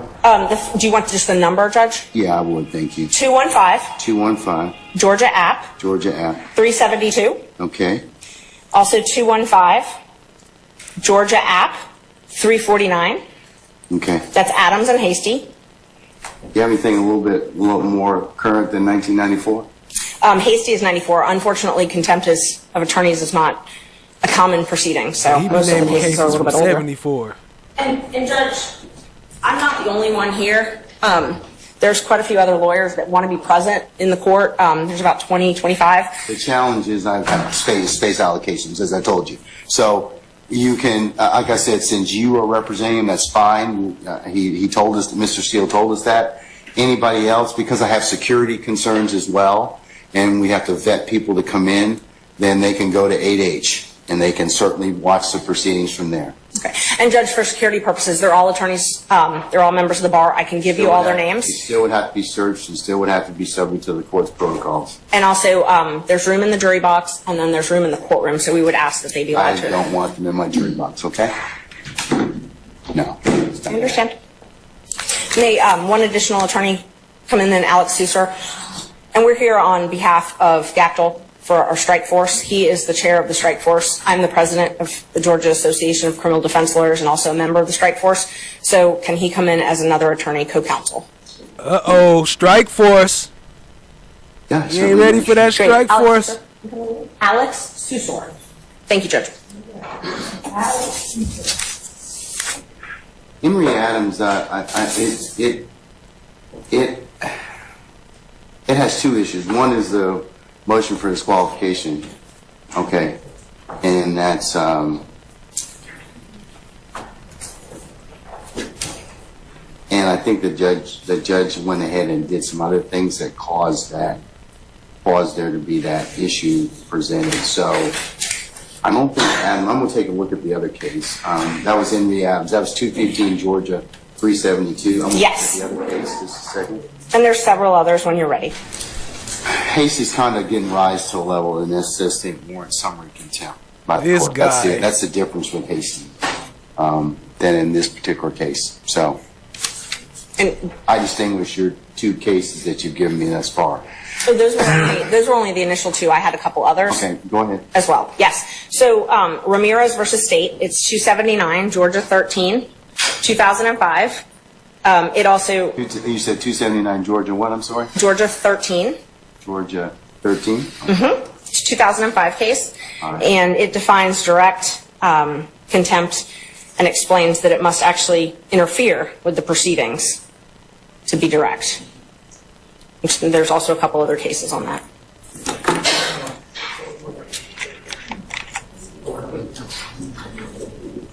See, but you all are covering under, let me see. I'm sorry, Judge? Hold on. The contempt is direct. The trial court has the power after conforming the contemptor to opportunity to speak in his own behalf, announce punishment summarily and without further notice of hearing. I already did that, Mr. Steele. He's already told me I already gave him the opportunity to do that. So we had that conversation this morning already. So. And Judge, so there's a couple different issues. First, the question is whether or not you need to have that hearing now. I know you're saying that you had the hearing earlier, but regardless, he was entitled to have an attorney at that point, and he didn't have one. So the question is initially whether or not you even need to hear this now. And some of the cases I've cited, along with some others, say that a summary proceeding is not necessary in a case like this. And the best evidence of that is the trial has continued. It has not stopped this trial. So for you to hold a summary hearing of direct contempt, the court has to be able to state how this interferes with your ability to administer justice in this case. I can tell you, because it is a violation of the sacrosanct nature of the court's ability to hold. Okay, pause his bullshit talk real quick. Hey, as y'all can see, I put a whole lot of time in there. We only halfway through. I put a lot time into this video to gather it all up for y'all. So if you could just please hit the like, hit the subscribe, share it. It'd be much appreciated. It'll help out the channel. Let's keep it going, fam. Tap in.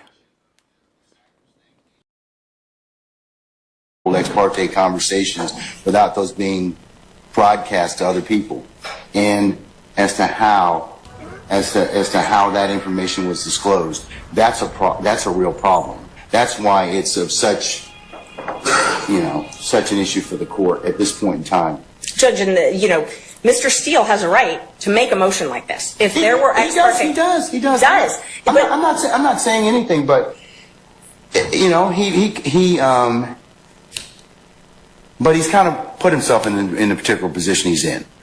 No, Judge, I don't agree. I believe that I'm going to disagree with you, okay? I believe that the court has put him in that position. No. He cannot be held in the law states, McClarity, which I cited to you earlier. And it's true that direct summary contempt, which arises in the presence of the court, intends to scandalize it and or hinder or obstruct the orderly process of the administration of justice. The preservation of order and decorum of the court is exempt from due process requirements of notice and hearing. That's even Moody, goes back to 1974. So I believe that Mr. Steele's, he can file whatever motions, but his particular actions in this case, I just want to know who told him this. That's all. I'm not asking him to release or otherwise tell any conversations, but I just want him to tell me that. And Judge, so that's what you want, but that does not conflate to a contempt. Your desire for him to answer your question does not mean that you have the power to hold him in contempt. So you can come into court, Mr. Merchant, and not answer a question of the court and not be held in contempt? If it's a question that the court is not permitted to ask, yes. Okay, well, this is a question the court's permitted to ask. And it's our position, if we had a hearing, we could explain to the court why he is not required. First of all, the court accused him of eavesdropping. That is a crime. He has a Fifth Amendment privilege against answering those questions. Rule 1.6 protects all confidential information that is gained not from your client, but in representation of your client. He has the ability to protect that information. But we don't even need to get there, because he can't be held in contempt, and you can't threaten him with contempt for presenting a motion in good faith. He presented a motion in good faith that he believed there were ex parte communications. You are a witness to that, because it's my understanding that you were part of those ex parte communications. They can't be ex parte if you aren't part of them, by nature. Okay. Well, you have to be involved. Therefore, you have to be a witness. So you are a witness. You cannot also but you got the information. But here's the thing. You got the information allegedly from an improper methodology. I'm not saying that he eavesdropped. Okay, I said that one of the things is it's either one of two ways. He either eavesdropped, which I don't believe he did at all. I don't believe that for a minute. But I do believe that somebody did tell him what was the sum and substance of the court's conversations, and that would not be permissible. Judge, let's just back up for a second. He makes a motion because he has reason to believe that there were ex parte communications made. The court has a duty, if there are ex parte communications made, to alert counsel. He shouldn't have had to learn it from wherever he learned it. I think that he caused that particular circumstance. I think that he had a conversation with somebody, and he got some information that he shouldn't have had to begin with. So, Ms. Merchant, I'm of the opinion I'm going to stand on my ruling at this point in time. I'm going to hold him in contempt. So, at this point in time, is there anything else you want to tell me? Yes, Judge. There's quite a few other things. So first of all, we would ask for you to be recused from this case because you are a witness necessarily. It cannot be an ex parte proceeding without you being a witness to this. So you are a witness to this proceeding. Therefore, yes, to the contempt. To the contempt. You are a witness to the contempt. So you have now, and if it's criminal, which is what you're saying it is, Mr. Steele is entitled to all the same due process rights that Mr. Williams and every other defendant in this courtroom is entitled to. He's entitled to those. One of those is to have a fair and neutral judge decide his case. One of those is to have a judge who is not also a witness in the proceeding deciding whether or not he's in contempt. This needs to be heard by a different judge.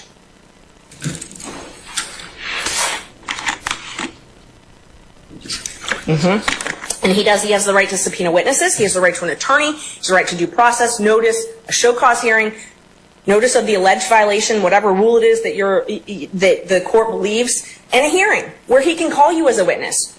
You can testify. You are necessarily a witness. You can't, for it to be ex parte, you have to be a witness. It can't be both ways.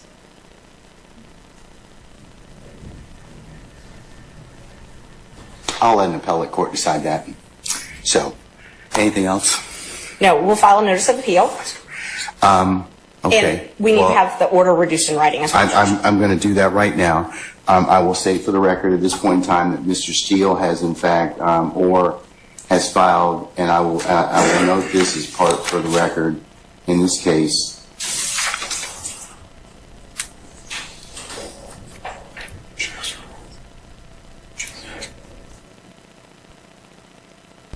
He's filed a motion to set aside the contempt. He's filed a motion for a superseded bond, and he's filed a notice of appeal, all of which I will include as a next court's exhibit in order. But I'm reducing the contempt to writing. And I mentioned earlier, he can purge himself of the contempt just by telling me who it was, and he can do that this evening. He can do it right now. He can do it at any point in time. If not, I'll revisit the circumstance on Friday. And Judge, we would ask that you grant the bond. At this point, grant him a bond on that issue. You don't get a superseded bond on a criminal contempt, though. You can grant him a bond. No, you don't get one on that one. The civil is the one that you can hold him until he complies with the order. And I'm sorry, I think in just the case law on that is in Ray. Hold on. The superseded bond requirement does not apply in the contempt in the presence of the court during the progress of a proceeding, OCGA 5-6-13 Bravo. So, you don't get a supersedious on that, on a criminal contempt, respectfully. So, Judge, just to clarify, it's your ruling that this is a criminal contempt that Mr. Steele has committed, not a civil indirect contempt. That's correct.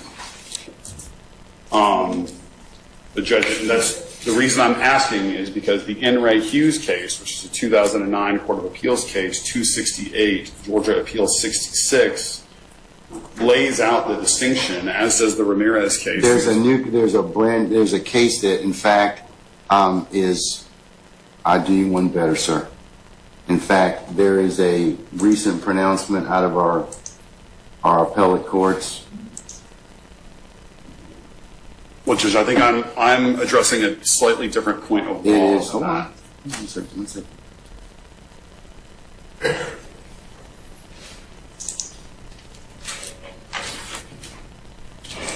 Give you two cases. One is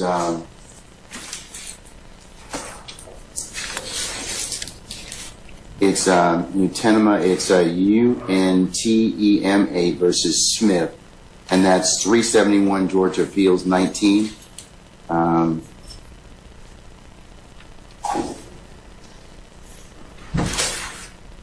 Which was decided March the 12th of this year. It covers the differences between the types of contempt. And then there's another case that I'd invite your attention to, and that is Henry Syverson. It's SYVERTSON. and that is 368 Georgia Appeals, Georgia App, I should say, 865, and that was decided July 31st of last year. And Judge, I'd just like to point two things out. The statute that you were citing about the supersedious, it only says it's not mandatory. You still have discretion to grant him a supersedious bond. The other... I'm not going to grant him a supersedious. And so you definitely have the discretion to grant him a supersedious bond. The other issue is if it is a criminal contempt and you are finding him guilty of criminal contempt, then we have to have a sentence imposed. Now, civil is where you get to hold him until he complies. No, criminal is where you get to impose a sentence, maximum 20 days and a $1,000 fine. So if you're going to incarcerate him under a criminal contempt, he's got to be sentenced. Well, his contempt is as long as he, when he tells me what the basis of the conversation was, who, I didn't ask what, but he tells me that, then I can certainly, he purges himself of the contempt. Then that's civil, Judge. That's civil contempt. That's civil. Judge, and that's the, respectfully, I would point you to In Re Hughes, which stands for the same point of law. Civil contempts impose punishment as a means of coercing future compliance with the prior order of the court. Here, the prior order of the court presumably is that you have directed Mr. Steele to answer the question, to disclose the information as to who is his source for knowledge of this ex parte meeting that occurred earlier today. Criminal contempt imposes unconditional punishment to punish the act which has occurred in the past and cannot be purged. It is not capable of being purged, in which case what Ms. Merchant said applies, which is that there is a 20-day maximum sentence and a $1,000 fine. It is, for all intents and purposes, a misdemeanor offense, Judge, which is why the enhanced due process protections apply to that. Now, Mr. Steele has indicated to us he does not believe that he can answer the question without violating his duty of loyalty and duty of confidentiality to his client. So he is being placed in a position where he's either going to jail or he's going to commit an offense that will put his license to practice law at risk. And that is an untenable position to be in. And Mr. Steele is a zealous advocate for his client, and he is simply trying to protect that duty of loyalty and duty of confidentiality, because if he answers your question, it is very reasonable to assume and likely that he will be facing a bar complaint that could result in a suspension or in the loss of his license. And so he's in a very, very difficult position where if we were able to have a full contested hearing with the benefit of witnesses and an impartial judge where you're a witness, then everybody could present their side of the story. And I'm not doing that. The reason being is because that takes away the whole point of criminal contempt, and that is you do something, the court tells you to do something, order of the court, and you don't follow it. I didn't ask him to do anything illegal, immoral, unethical. I just asked him to tell me. I know what the privilege is. The privilege is the conversation. I didn't ask him about that. I wanted to ask him about who, the person, because I'm sorry. Sorry, Mr. Steele has indicated to us that he does not believe he can answer that question without also violating the privilege. Okay. And Judge, that's why we're trying to figure out if it's criminal versus civil. So the issue is you're picking and choosing. You're saying, well, you get the bad side of criminal and no bond, but I really am actually trying to punish you civilly, which is when you hold someone until they comply. Okay, let me think about it just a second, okay? I'm going to take 5 minutes out and I'm going to think about it. Thank you. Okay? All right. So we'll be in recess about 5 minutes. Okay, Ms. Merchant, Mr. Steele, and I apologize. Mr. Susar, Judge. One more time? Susar. Spell your last name for us. S-U-S-O-R, Sierra, Uniform, Sierra, Oscar. You're a good man. Good man. Okay, all right. Okay. All right. Thank you, sir. Okay, Mr. Susar as well. All right, counsel, I've made a clarification to the order of contempt. Mr. Steele, I am going to still hold you in summary criminal contempt pursuant to OCGA 15-1-3, subpart 3, for your failure to comply with my earlier order today. I'm going to order that you be taken into custody, incarcerated in the Fulton County Jail for no more than 20 days for this contempt. Those 20 days consisting of every weekend for the next 10 weekends. And you'll be reporting to 901 Wright Street Northwest, Atlanta, Georgia, 30318 at 7 p.m. on Fridays. You'll be released on 7 p.m. on Sundays. And it's to commence this Friday, June the 14th at 7 p.m. and not to end until Sunday, August the 18th at 2024 at 7 p.m., subject to further order of this court. And that will be entered and e-filed, and you may take whatever steps you and your counsel deem appropriate after that. Okay? Can I ask a question? Sure. I'm going to file a notice of appeal, but for whatever reason that doesn't take, and you don't give a bond, then I'd ask that I can be with Mr. Williams and we work on our case all weekend, for all those weekends. Otherwise, I can't prepare. I speak with Mr. Williams all the time. That's up to you, and sir. I will, sir, if that comes to pass, you have my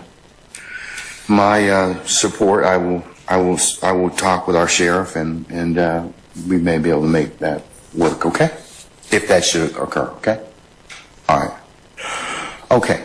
All right. I'm the gatekeeper. All right. Is Miss Counsels, I'm done with this. Unless you have anything else.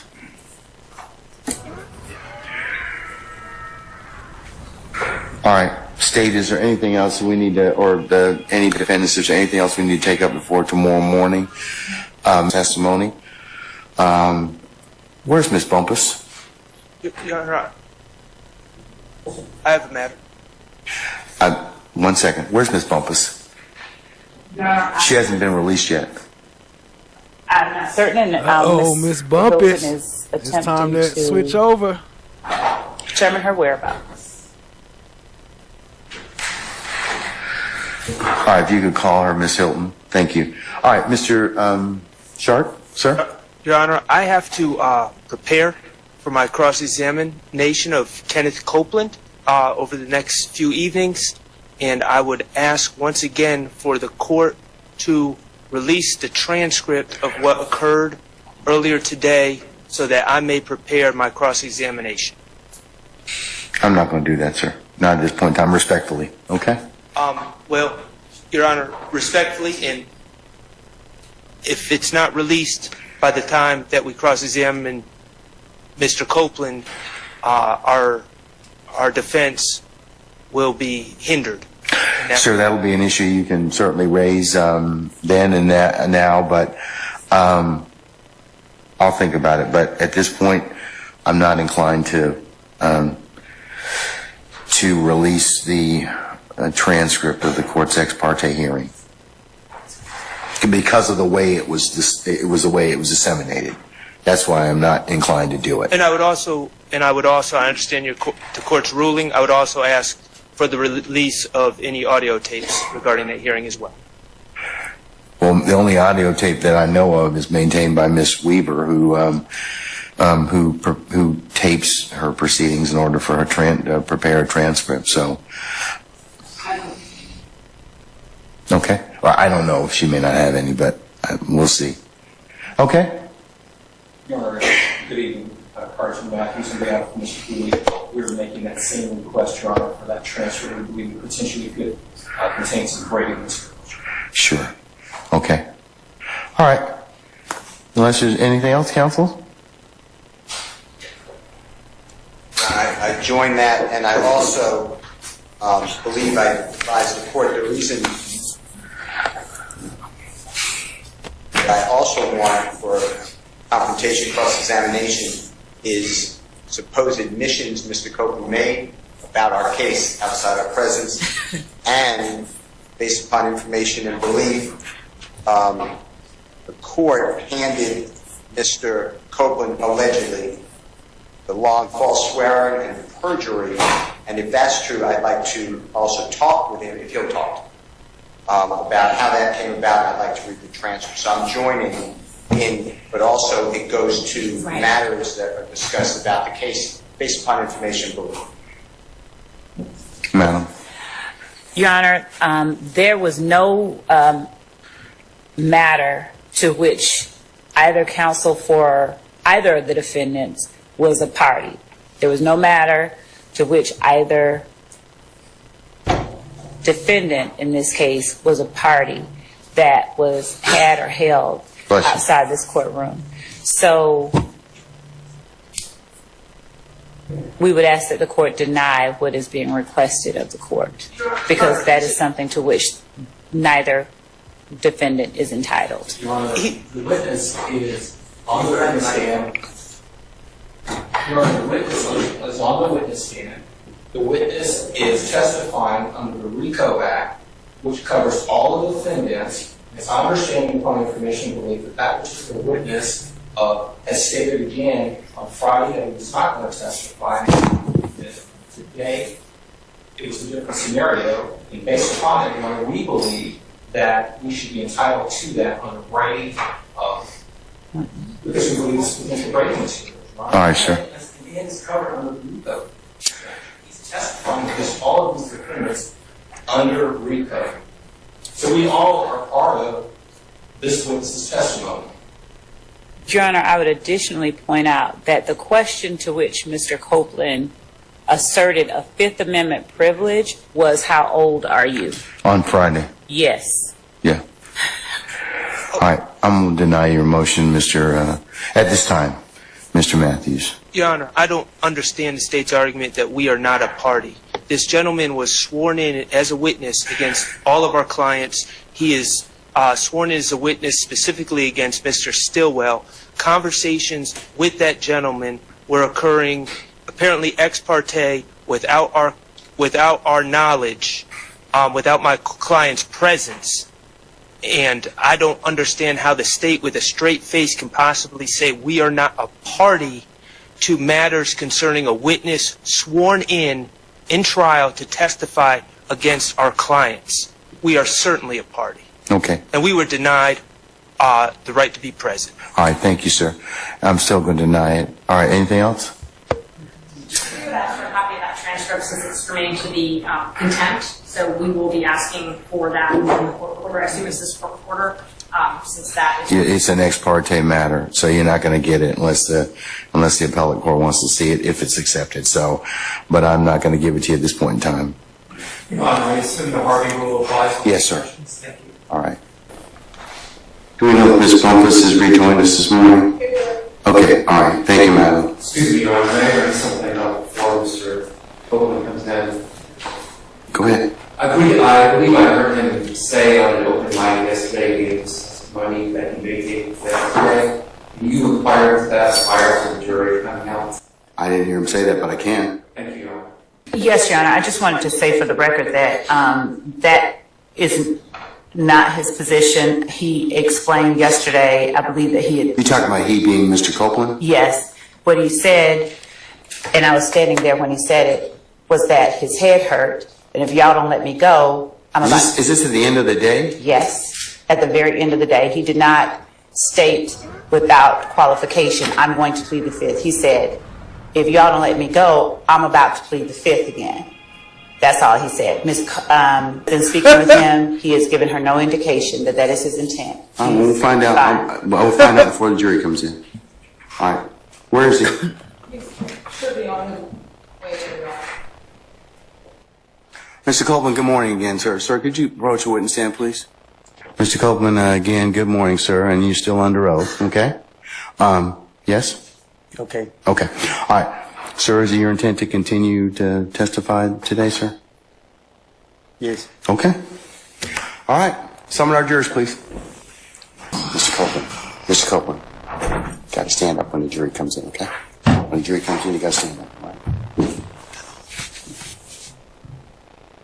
Sorry, name from all our participants back, sir. Yes, sir.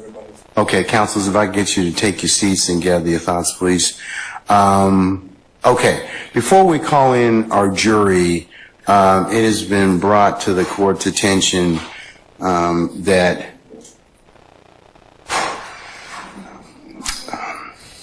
Mr. Copeland's counsel, Ms. Bumpass, would like to be released. Is that correct, madam? Yes, sir. Okay, all right. Sir, Mr. Copeland, Is it your desire to release your counsel at this point in time? She fired. She's fired? Okay. So do you wish to represent yourself in the desire to release your counsel at this point in time? She fired. She's fired? Okay. So do you wish to represent yourself in these particular, in terms of any issues you may have in this particular?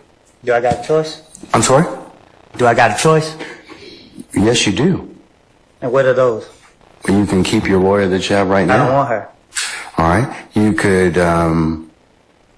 could certainly hire another lawyer, or the court could appoint you a lawyer. What I need a lawyer for?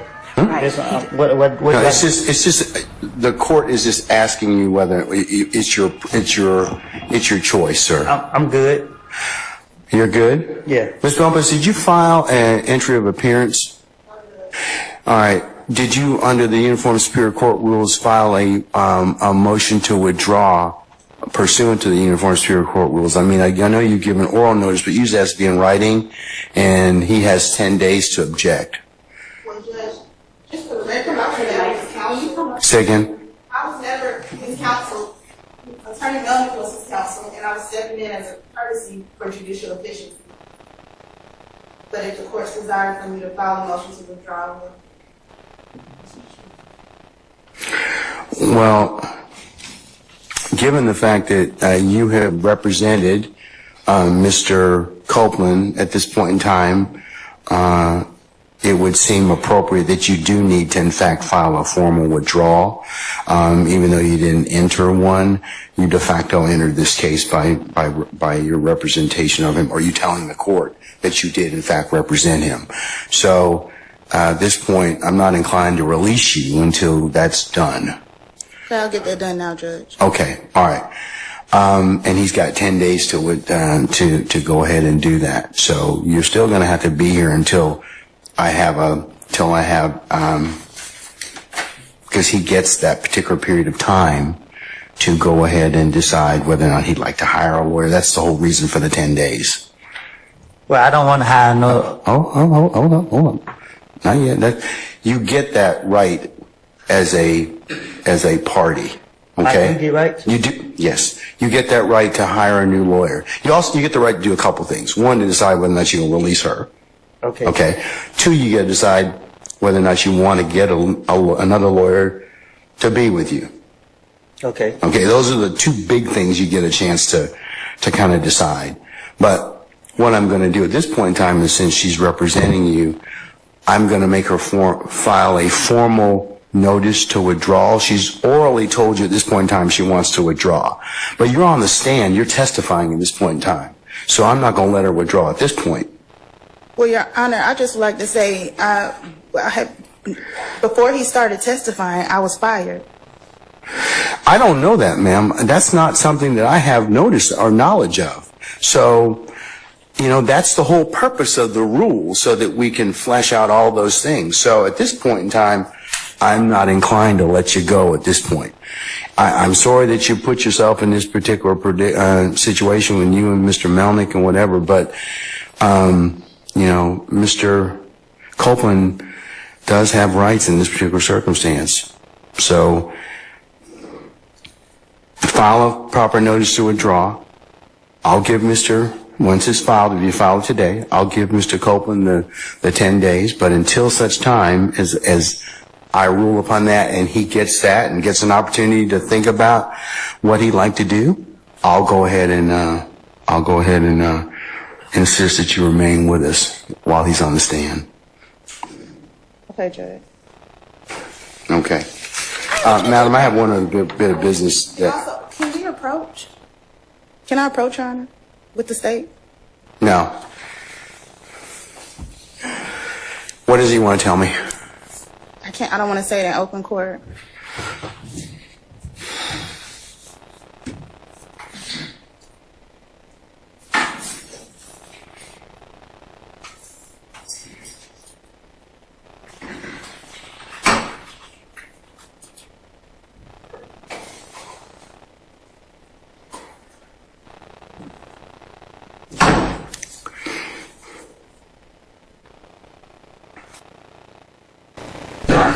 state objection. Peace, family. Thanks for being here. Thanks for watching. I do think we have right to the president, and I think there's case law to that effect. I want to object on the grounds that we are now being excluded from a conversation about material witness in prosecution, state versus demon defender, and material witness, conversation about material witness, and a conversation between the court and that counsel for that witness and the state. You're now conducting a meeting with the court without the ability for me as the attorney for the defense in our case to be present and knowledgeable about those conversations. And I think that that ex parte communication creates an appearance. I say this with tremendous reservation, and I almost want to apologize for saying it, but I think it creates an appearance of bias on the part of this court. I don't mean to suggest Your Honor is doing that, but it creates the appearance of it, so I have to check. Okay. Your Honor, I'd like to just add, I'll adopt everything Staff said, but I'd like to just add also under Article 1, Section Paragraph 12 for the Constitution, it also denies Mr. Williams his right to a critical stage of the proceeding. Sorry, Your Honor, if I could just add to that for the record. I'm going to cite to the Uniform Superior Court Rule 4.1, which prohibits this type of communication. I'll cite to the Georgia Code of Judicial Conduct, Rule 3.4, which prohibits this type of communication. And I'll cite to the court several cases which I believe support that. First is Monday versus Magnolia Advanced Materials, which is 815 Southeast 2nd 70. It's Georgia Supreme Court in 2018. I'm going to cite to the court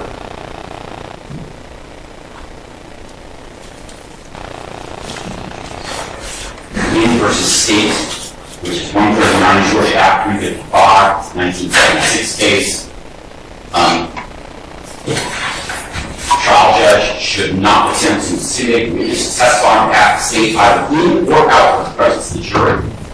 And it also creates a presumption that the court should have to recuse itself. In that case is Purvis versus State, and that's 319 Georgia Act 432. That is the Georgia Court of Appeals case from 2012.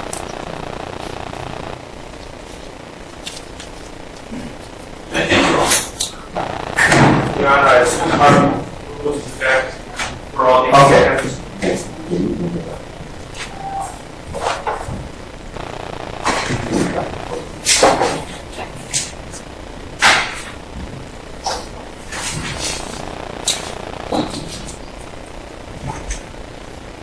Your Honor, I just wanted to be given an opportunity to be able to respond to that on the record and to point out that the distinction between the assertions by counsel for the defendants and what is going on here and the assertion being made that a trial judge should not intimidate or coerce a witness. Actually, can we... Yeah, hold on a second. Mr. Can I get you to step outside for just a second? Let me finish this argument, please, sir. Mr. Copeland? Well, you want me to go out? Yeah, just step outside in the vestibule if you wouldn't mind, sir, please. Thank you.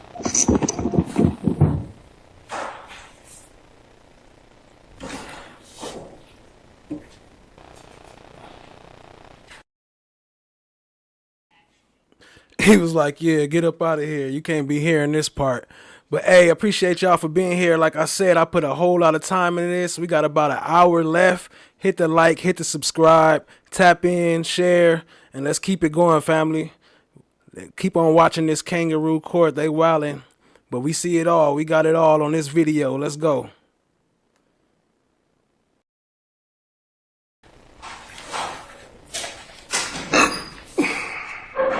right, Mr. Copeland's left us. Your Honor, what I believe that Ms. Bumpass wants to address with the court is strictly and solely the civil matter that involves the motion of the state to compel her client, Mr. Copeland, to testify, the offer from the state of immunity should Mr. Copeland testify, and the motion of the state to the court to sanction Mr. Copeland if he fails to comply with an order of the court. That matter is a separate matter from the trial that is going on now. It is akin to the state moving the court for a material witness warrant for a person who refuses to obey a properly served subpoena. It is not something to which either defendant is a party, and for that reason, it is our position that counsel for the defendants are simply wrong in this instance, and that if Ms. Bumpass chooses to address the court with the state regarding a matter to which the state as a moving party and her client as the person for which the state made that motion are involved only, then the parties to that matter are the state and Mr. Copeland.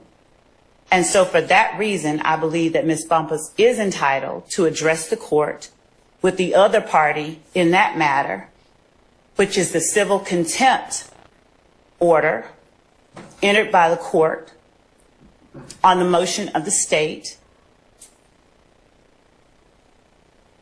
at the time that the state moved the court to compel the testimony itself. All right. I don't know what she's going to say, so that may make it not subject to ex parte or not. But what does he want to tell me, madam? Can you tell me the subject matter? Yeah, about when he said he fired. Well, no, that. We have to have a hearing on that issue. We have to have a hearing on that. Okay. We'll have to have a hearing on that issue. That's not an ex parte matter. Okay. Well, what I'm trying to say is something that happened during the ex parte matter, which is why I don't want to say it in open court. No, I'm good. I'm good at this point in time. I think you need to go ahead and reduce it to writing and your request to withdraw, and your client, which will bring back in, your client needs to be able to have a say so on whether or not you can withdraw, and he should get another. And if he wants to have you and wants to get another lawyer. So that's it. No, I'm not gonna, it's not gonna be ex parte, okay? So, done? As a result, Your Honor, if there's no ex parte communication, then I'm withdrawing my objection. Okay. I just want to make that clear to the court. That's fine. The court doesn't. No, that's fine. You're doing your job. No, you're doing, Mr. App, I wouldn't say that. Okay. I'm withdrawing my objection only with respect to this particular meeting. Okay. I reserve it with respect to any other ex parte. All right. No problem. Okay, can we bring Mr. Copeland back in, please? As Mr. Copeland's leaders. Can we hold off until Mr. Copeland comes back in? Okay. Nice.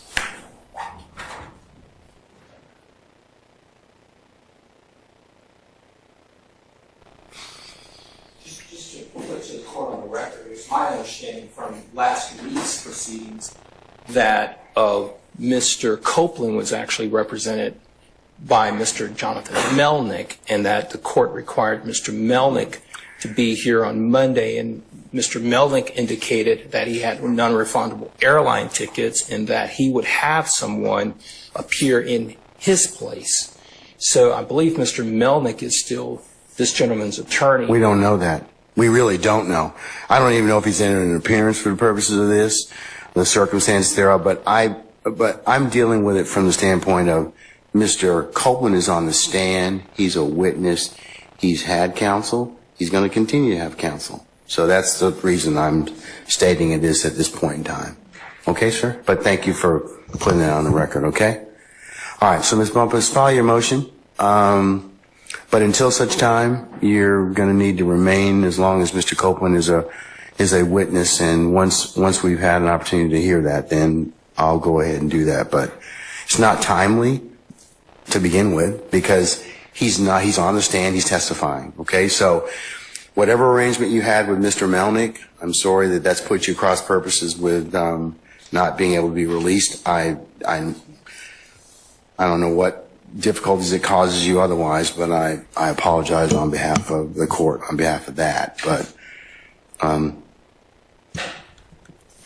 Your Honor, the state wanted to put something on the record as well, that Mr. Copeland has satisfied at this point his contempt by testifying. So if he remains and testifies, then unless he wanted to, there would be no purpose for an attorney. So long as he remains and he testifies, that's the only if he pleads the fifth or fails to testify will he be subject to being placed in custody. So at this time he has purged his or satisfied his contempt because he is testifying. So long as he remains in this posture, then we believe the contempt will be completed and he would not need an attorney. So, but I can't. Well, but that's his choice. That's what the rule gives him 10 days to do. We're kind of saying, well, make that choice right now. We're telling him here in open court to do that. So that's what the court's concern is at this point in time. But, Your Honor, I was representing him for the civil contempt, not as a witness. So that once he purged himself, I should have been released.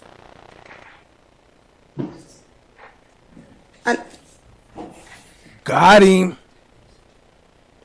Got him, coach.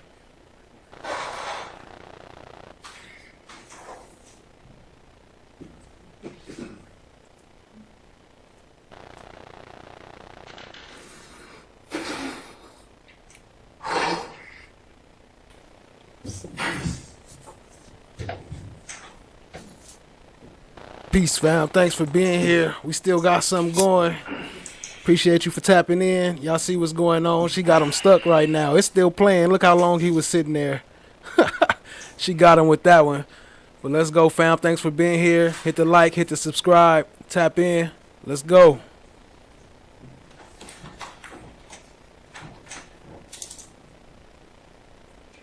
Look, he's still stuck. He like, I don't even know what to say. I'll call you back. Okay? All right. I'm sorry, Judge. You can have a seat. I'll call you back.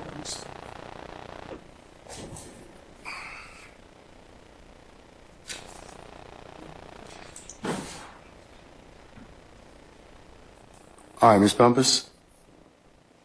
At this, go ahead, man. You can take the podium, please. At this point, the court is still of the opinion that you need to file a motion to withdraw and give your client an opportunity to respond to that.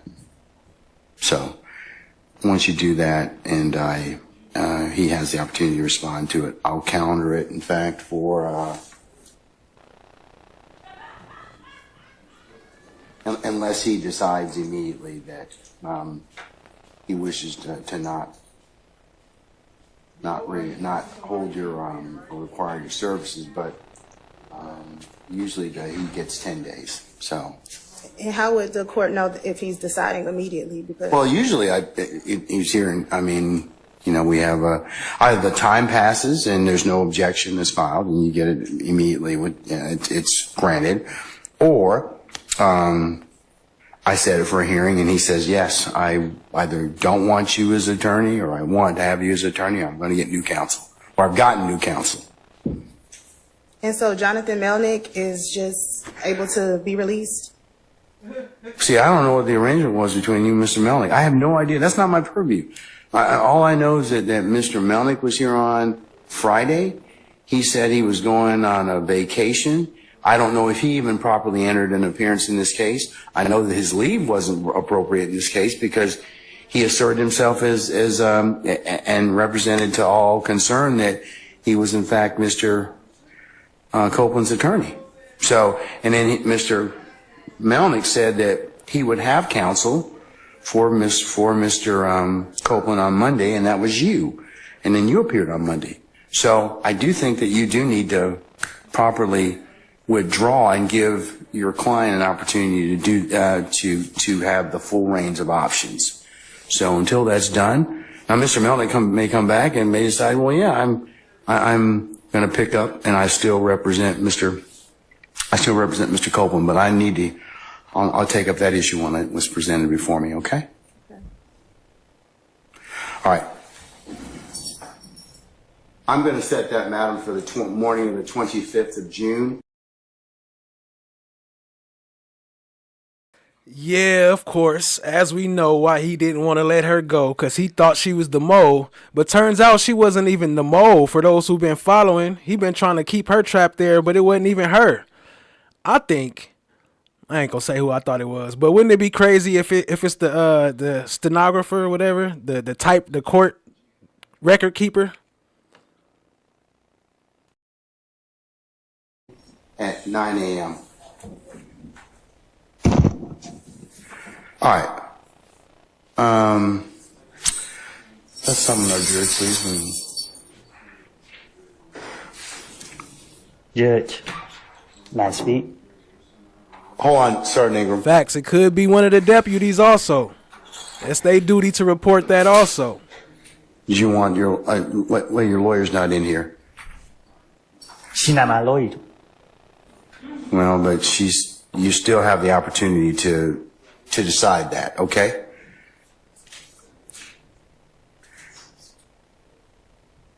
All right.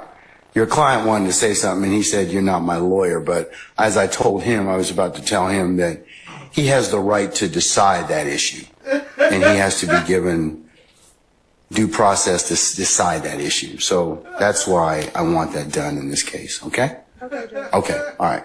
So, at this point, anything else? As in respect to Ms. Bumpass?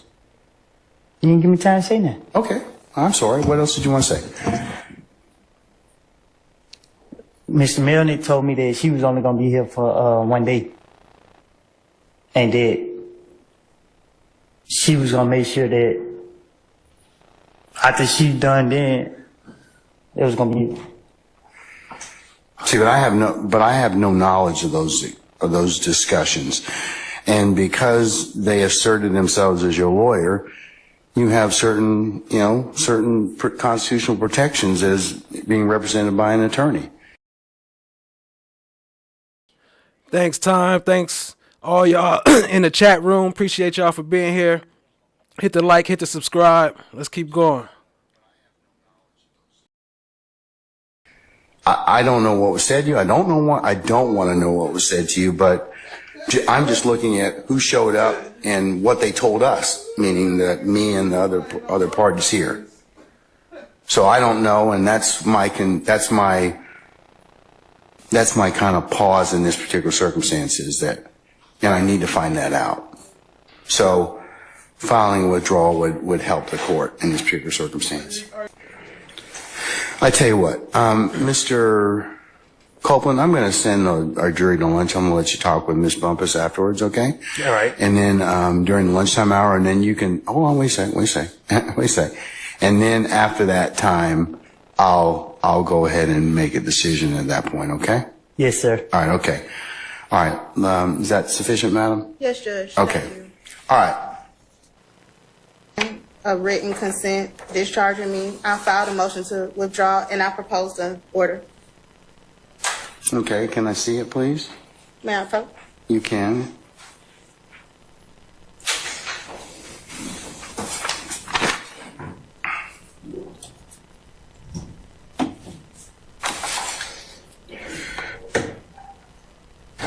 Okay, I'll mark this as the next court's exhibit in order. Do you have a formal order that you're going to prepare with the style of the case and the case number? Yes, Judge. That's just his signature. I prepared an order and I filed a motion with the clerk's office. I'm waiting on a file stamp. All right, okay. Mr. Copeland, let me hand you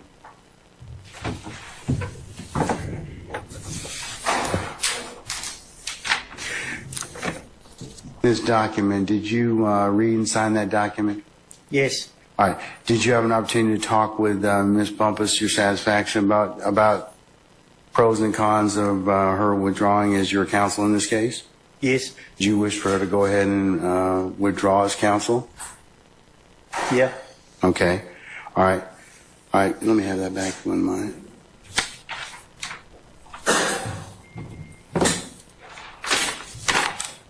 Okay, I'll mark this as the next court exhibit in order, madam. We got it. We'll just mark it as the next court exhibit in order. Do you need a copy of it to file with your? Because it'll be made part of the record. But do you need a copy of it? No, Judge. Okay. All right. All right. So I will go ahead and authorize you to withdraw as his counsel in this matter. Okay. Thank you, Judge. Okay. I'm excused? Not quite yet. Madam, as a result, I'm going to also have you appear on the 25th of June. I have filed an order to show cause, and I'm going to give you a copy of it.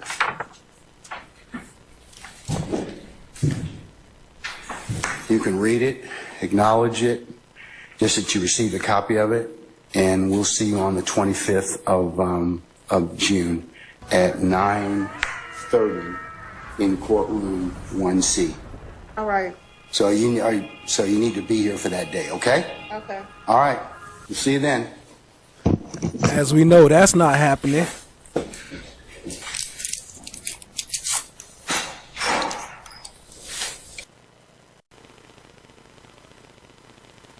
Appreciate y'all for being here. Hit the like, hit the subscribe, tap in. We still got motion, a little Mr. more Banks, to go. on behalf of everyone so. that is here. I'm going to just take up the issue of the recusal. I'm going to defer the issue of the motion to quash at this point in time, okay? So I'm not going to take up anything. I can't do it anyways because the rules require me to go ahead and deal with the motion to recuse to begin with. So I've ceased any other business, and that's why I had Mr. Chamberlain reach out to you last night and counsels for you all to be here this morning so I could take this up. Your motion actually was filed last Friday at 10:40 p.m. It didn't appear in the system, however, as sometimes Odyssey happens, until sometime on Monday evening. So when I started to read Mr. Steele's affidavit last night, we were put on notice that there was possibly another affidavit out there and another motion. So that's why we had to call you, okay? So that's how we got here with this. Did you all attempt to send me independently a copy of that, or?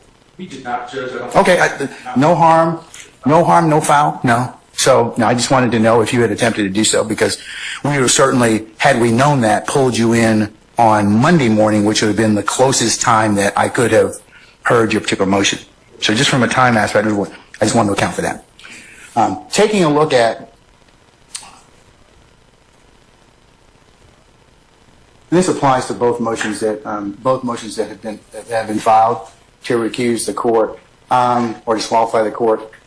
Recusal by a Superior Court judge is governed by Uniform Superior Court Rule 25, etc. Rule 25.1 provides that all motions to recuse and disqualify a judge presiding a particular case or proceeding shall be timely filed in writing, and all evidence thereon shall be presented by accompanying affidavit or affidavits, which shall set fully assert the facts upon which the motion is founded.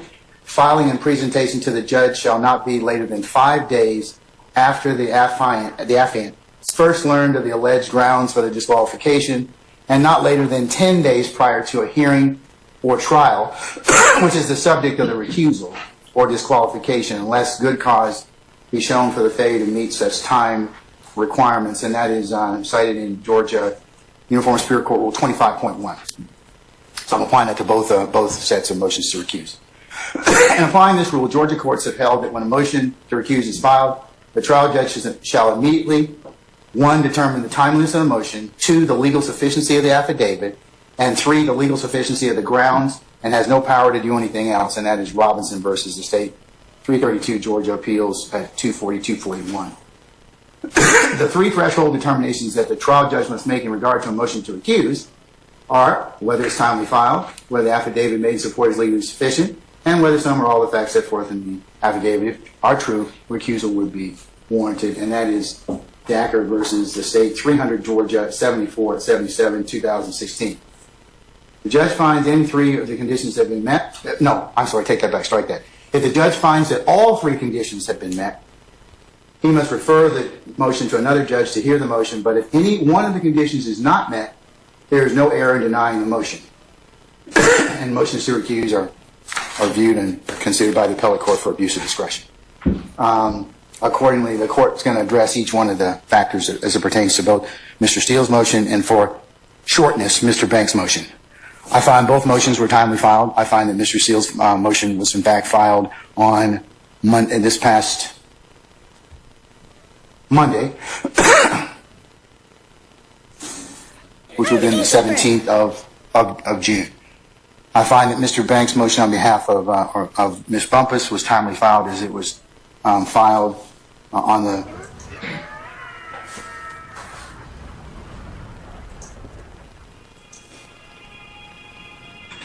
filed on the 14th of June at 10:40 p.m. Secondly, I find that in addressing the legal sufficiency of the affidavit, that means was it sworn before a notary is in proper form. I find Mr. Williams and Ms. Bumpass's motions to be, I should say, affidavits to be in proper form.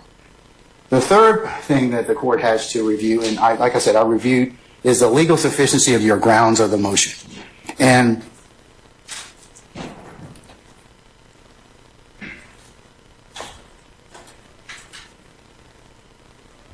here's where the court finds that upon a review of Mr. Steele's motion and affidavit, as well as Mr. Banks' motion and affidavit, that both contain assertions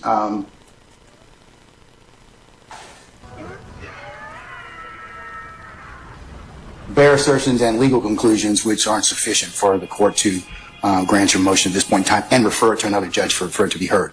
So I'm going to deny the motion at this point in time. I invite you all to look at Baptiste versus the state. Just because adverse rulings have been made doesn't mean that the court stops the trial. So I'm going to make that. I'll reduce both of the motions to recuse to an order, and I will file that so you can take whatever steps you need to necessarily after that. But I don't get into anything about the affidavit itself, argument on that. I just have to read it. Those are the only three things I do. And then if I find it to be not sufficient on its face, I go for it. I just make the ruling at that point in time, let you all take it up. No, I won't grant a motion for a certificate for immediate review. And that's where we are at this point in time. Anything else, Mr. Banks? If I could just briefly be heard, Judge. Sure. Well, please. And I'm not trying to... I understand the court's ruling and we'll proceed as we see fit. I do take issue with the court's characterization about the legal insufficiency of the affidavits. Well, that's why when it was reviewed on appeal, sure, it can certainly be. I mean, the appellate court will review my ruling for abuse of discretion. Certainly understand that, Judge. And in stating that, Judge, I would just say that one of the issues that is raised in our affidavit, because our motion to recuse is to recuse you from the contempt proceeding, not the underlying criminal case in which Your Honor is presiding. And so we really don't have an issue or standing to even challenge that. And so to the extent that there is a contempt proceeding that is set for the 25th, Your Honor, you are a witness to that proceeding. And so because you are a witness... I don't believe you. I'm not going to get into any argument. I can't. So that's your assertion at this point in time, and He said, I don't believe you. What? Are judges allowed? Are you allowed to have beliefs? I thought he was just a referee. Like I said, when that is taken up, I'll consider. I also remember I still need to rule on the issue of the motion to quash. So I may, depending upon what I decide to do at that point in time, sure, other things may be ripe. Okay. Do you want to hear about the motion to quash, or you want to take? No, not yet, sir. I'm going to take up the motion to quash after I finish. We finish the direct of the current witness. Okay. And to other issues that have been raised, as I've told some of the other lawyers here, there is a transcript of what occurred in the ex parte matter. I will, in fact, I'll authorize defense counsel. I'll do a privilege review and see what needs to be disclosed in terms of impeachment and/or. Yo, shout out to Lamar K. Somebody else hit that subscribe button so your name could pop up on the top. Much love, fam. Let's go. Brady, and for that, and I will do that. And then so if that pertained or if that issue affects you, then certainly that may be something that at the appropriate time you'll be able to have a look at. Well, I appreciate the court's time. We would certainly rely upon our brief and our motion, and that's a part of the record. Okay. All right, but I will reach out. The court will reach out to you on two things. One, the ability to take a look at the ex parte transcript and review it for the appropriate parts that the court will authorize. And then also for I'll re-notice you because I know that it's supposed to be done this Tuesday, but I doubt that we'll probably have it this coming Tuesday. If I just may say, again, Judge, I know I've already said it as it concerns the issue about you being a witness to the proceeding. We don't believe that that's a bare allegation. We believe that would be an established fact at the hearing. We also... But I can't take it. It's not something I can argue with you at this point in time. I'm not trying to argue. No, sir. You are an advocate for your client. Sure. That's the only thing I can say, but I'm not going to take up that issue right now. It's part and parcel. You made it part and parcel of the motion to recuse. So I'm saying that at this point in time, I've made my ruling. You've said what you need to say in terms of what your thoughts are. I'm going to reduce it to an order, and you can take what you want to after that, okay? All right. Thank you. All right. Thank you, sir. All right. That's what's up. Appreciate the subs, family. Mr. Steele, similarly, I'll reduce what I have mentioned to in an order, and you will be able to take it up as you see fit. I'm not going to grant a motion to a certificate of immediate review. Anything else?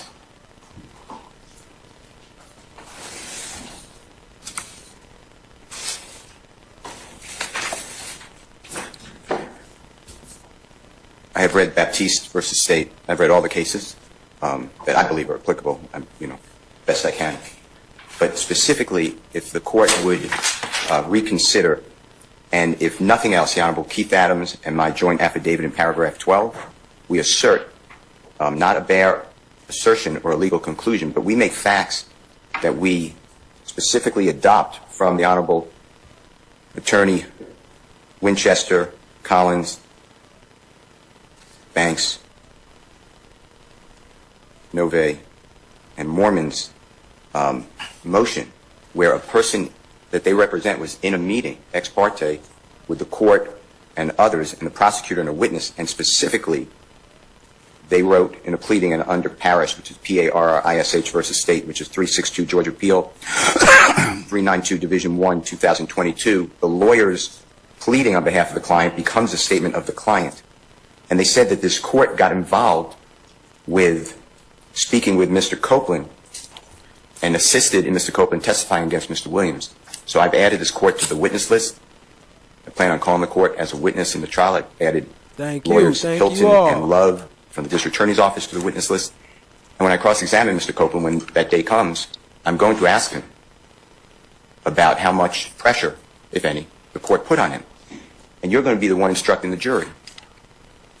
And I just can't imagine how that's fair to Mr. Williams. So I just ask you, I'm not abandoning anything in the joint affidavit from the Honorable Attorney Adams and myself, but if you would just look at just even paragraph 12, again, if you didn't consume it entirely, I don't believe that meets a legal conclusion or a bare assertion. I ask the court to recuse. I've read your affidavit, Mr. Steele, and I've consumed everything on it, and that doesn't change my ruling at this point in time, respectfully. I also, on the transcript, I'd like the recordings and the transcript, and I object to the court going through it and... That's facts. My bad. my bad. I had to clear my throat. But that's facts, though. The defense is going to tear him up if they even make it there. I doubt that he even make it to get cross-examined. But if he do, the defense is going to tear him up for sure.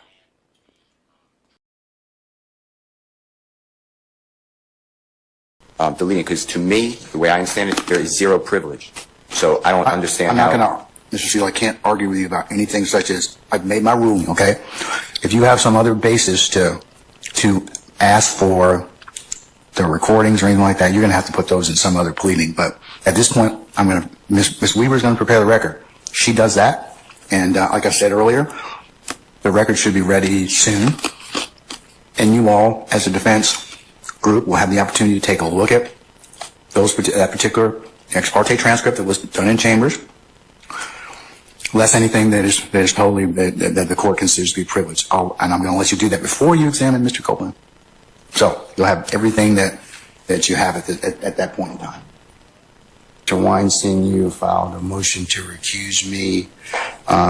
You have filed an affidavit consistent with that, pursuant to... Dang, you hear his voice? He getting worse and worse, huh? Every recusal motion, drop him down a level line.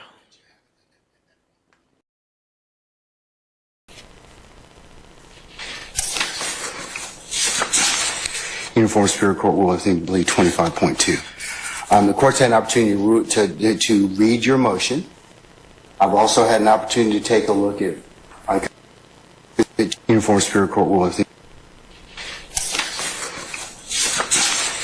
Uniform Superior Court Rule, I believe 25.2. The court's had an opportunity to read your motion. I've also had to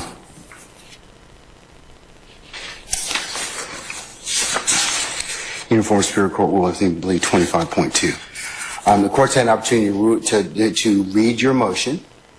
I've also had an opportunity to take a look at, because this issue comes up a fair bit, Baptiste versus the state. I'd invite you to take a look at that, and that's from our Court of Appeals, 229 Georgia Appeals 6. You can't file a motion to recuse for ruling that a trial judge makes, okay? And that's what you're doing in this particular situation.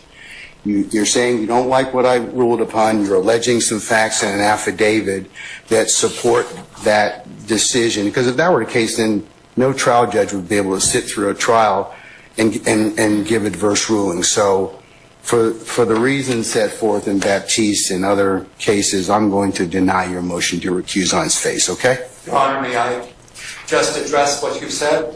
I disagree with your characterization that I filed a motion as a result of any ruling. No. Well, you did in your affidavit. I'm taking in your affidavit as face value, okay? All right? I'm not contesting where you got the information from, at least not yet. Yes. But I'm just saying that because it also encompasses that I made a ruling. And as a result of that, if I make a ruling and you don't like it, then every litigant will say, I want to recuse you, Judge Smith or Judge Glanville or Judge whoever, okay? So part and parcel of it is that's why I'm making my ruling in this particular case. Remember, bias. I've got to do something extrajudicial, and you're in your particular, like I would have to say something about you or your clients or anything like that, which I would never do because I'm part and parcel of it is that's why I'm making my ruling in this particular case. Remember, bias. I've got to do something extrajudicial, and you're in your particular, like I would have to say something about you or your clients or anything like that, which I would never do because I'm a steward of this particular process. So I understand what your objection is or what your statement is in terms of your motion to recuse, and I'm going to deny it. And I believe, Your Honor, that under Rule 25.3, that you have to cease acting right now. No, I don't. And then if I can just finish, and then I promise, if I can just finish this. I believe you have to cease acting. I believe that under 25.3, you have to look at the timeliness of the motion, and you have to look at the sufficiency of the affidavit. I do not believe that you are permitted to just simply deny without taking those steps. Is that it? Yes, it is, Your Honor. Okay. All right. So noted. Are you denying at this point? I'm still denying your motion, okay? Would you grant a certificate of immediate review? No, sir. Because no, sir. if you grant that certificate, You were always talking about how the appellate court. No, because if I grant the certificate, it stops the case, okay? I don't agree with And you. I'm not going to do that. I don't believe it stops the case. I'm not going to do that. And if you can appeal it at the end of the case. If I'm wrong, I'm wrong. Hey, I'll live by it. But aren't you interested in removing the cloud that's hanging over the case right now, Your Honor? If you bring Sir, I'd be real careful about what you're pleading at this point in time, what you're stating to the court. I just, as a matter of professional responsibility, remember, we haven't nugged out all of the issues involved in that affidavit. And I would be very careful if I were you, because you have some professional responsibility obligations individually and to this court. And so, I would just leave it at that, respectfully. I don't want to get into an argument with you about that, but I would just tell you that, tread lightly, okay, in terms of that, at this point. I understand, Your Honor, and I believe that the certificate of immediate review would be in the interest of the court. I'm not going to do that. Would you make factual findings regarding? I am not at this point in time going to, I've denied the motion, okay? I believe that's an error, Your Honor. All right. Okay. Thank you, sir. Thank you. All right. Can we call Mr. Copeland now, please?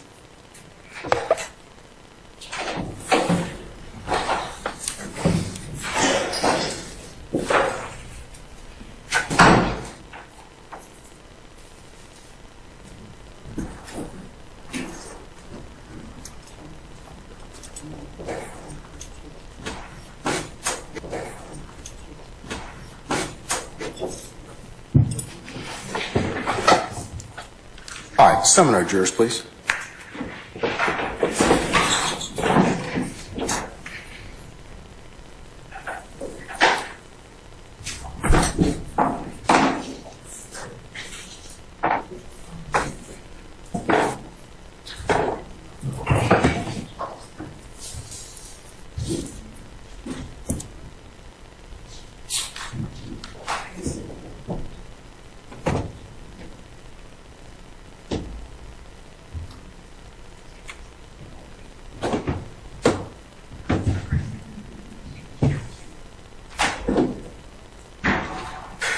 Mr. Weinstein, I am going to prepare a written order, okay? Okay, thank you. All right, okay, all right.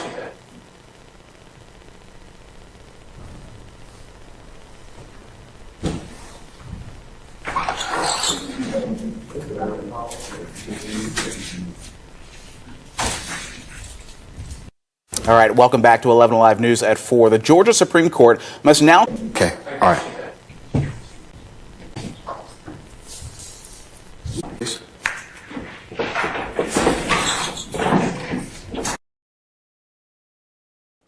My bad. I just want to make sure y'all caught that. Y'all saw that, right?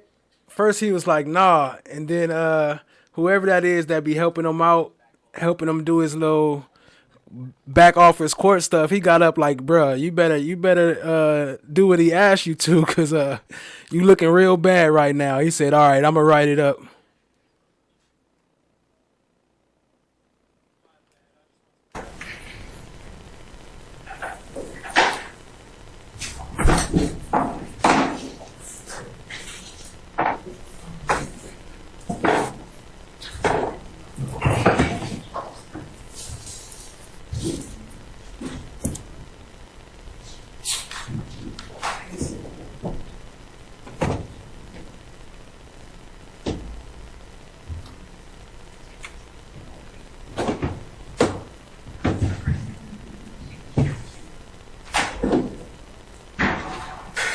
Mr. Weinstein, I am going to prepare a written order, okay?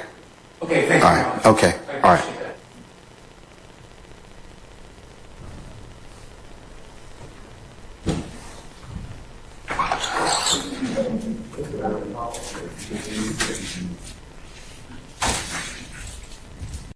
All right, welcome back to 11 Alive News at 4. The Georgia Supreme Court must now consider a motion filed by one of the defendants in the Young Slime Life RICO case. That's right. So they want the trial stopped until it's determined whether Judge To Glanville should stay on this case. 11 Alive's Erica Murphy has a closer look at this developing story and what could happen next. Lawyers representing Diamante Kendricks want the state Supreme Court to step in and issue a stay in the case until a motion for recusal can be considered by what they're calling an unbiased judge. In a filing dated Thursday, attorneys wrote that a secret meeting that took place on June 10th was inappropriate and grounds for Judge To Glanville to recuse himself from the case. So far, 3 motions for recusal have been denied by Glanville. The state is required to give us information that can be used to assist our clients. They have to give us everything. It's called Brady material. I won't go into a lot of detail. Contention over that meeting led to Glanville finding defense attorney Brian Steele in contempt and ordering him to serve a 20-day jail sentence. But Steele appealed that decision to the state Supreme Court. They have stayed his sentence pending the results of his appeal. Weinstein says the team's job is to provide a vigorous defense in this case. The important thing for all of us defense attorneys is that our clients get a fair trial. So when you see all of these things happening in court, it's not an attempt to create a fuss or do anything other than really ensure that our clients get a fair trial. In that motion, lawyers say they ultimately want Judge Glanville to assign another judge to consider motions for recusal and any further meetings and transcripts from those meetings to be disclosed. I've seen one person who I'm like, who they know, like not one person has said what actually happened. Oh, really? Oh, okay. Really? Okay. Wow. Well, this is gonna be interesting then. It's gonna be interesting, but I mean, I don't think the 25th is gonna happen. He shouldn't even did it in the first place. And this, I know this is not you saying this, so you don't got to doubt my statements, but it seemed to me that when you were first trying to get off the case, he didn't want to let you go because he already had in his mind that he was trying to keep you there for this show cause hearing. So he was trying to punish me. Yeah, that's what it was. That's what it was. Yeah. I mean, to be clear, that's exactly what it was. He didn't want to let you go. And then when the other lawyer stepped in and said, "Hey, Judge, you got the rules wrong as usual," and that's me saying it, not you. He was like, "Well, you can go." But then he handed you a paper. I already knew he was on some. Yeah, I'm gonna keep it clean while you up here because I don't want them to say, you're saying what I'm saying. But yeah, that was that. But just point blank, period. Like I'm gonna say this is that Woody, like me, the agreement was always that I was only representing him while he was in custody. Once they agreed to let him out of custody, so I mean the whole fire was because he was trying to help me get off the case. I mean, even he knew that the judge was wrong. Like, see, that was my first theory because a lot of times when we work with clients, we can talk to him on the side. Close. Like I represented him a lot. Like I know him. Okay. So there's no bad blood at all. Oh, okay. It was just like everybody. Even he couldn't believe what was happening. Oh, okay. The way his demeanor is, and he, dramatic with it. She lied. Yeah, right. Mm-hmm. Yeah. And I was thinking, I was like, okay, if it was my client, and I tell my client, hey, the judge is not gonna let me off unless you, get on board. Mm-hmm. And a lot of times, I mean, I never had a client to just say, if they know what I want to do, they'll be like, oh, okay. Shout out to Time. You already know. We got it all here, fam. So this is what I got to do. Mm-hmm. I'm like, yeah, that's what you got to do. And then we go do it. But that was always the understanding. It was I didn't do anything, like all these theories about it. There was no anything like that. Oh, okay. I was thinking that you were like a substitute attorney, even if that's the proper term. I mean, the thing about it is me and Melnick are friends, and he knew I had previously had a relationship with Woody. So when he asked me, it was no problem because I had previously represented him. It is what it is. So it didn't matter. I mean, their agreement was once he was once he purged himself by testifying that he would no longer need representation. Right. Okay. So, and I guess that makes sense. I mean, as far as, I was thinking that when you came in for Melnick, you were there for Melnick during the entire time because from my understanding, he was given use immunity. And as we know, use immunity covers, what you say on the stand. They can't use that against you, but it's not for immunity. So I was thinking, does he need a lawyer there outside of, because he might say something on the stand that, that has him locked up. So that was my concern for him. He needed an attorney there. But if you and Melnick had an understanding that, hey, I'm only here until he purged his contempt, and once his contempt was purged, I'm gone. And that makes sense because I don't think you should have been locked into that case while Melnick was gone for, week, 2 weeks. That ain't right. Right. You see what you were doing a favor. Doing a no good deed. You was doing a favor and almost got trapped. They didn't want to let you go. Yeah, but I just say this everything happened for a reason and it happened the way it was supposed to happen. Right. I agree. I mean, I think you did the best you could with what you had to work with.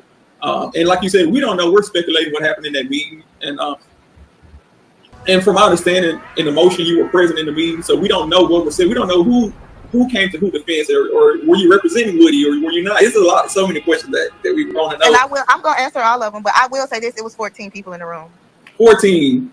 Okay, and the judge tried to say attorney-client. How do you have attorney-client privilege when it's 14 people in the room? There's no confidence in that whatsoever. But that's me. But thank you so much. All right, no problem. Hopefully we get you back one day. Okay. All right, thanks, Bob.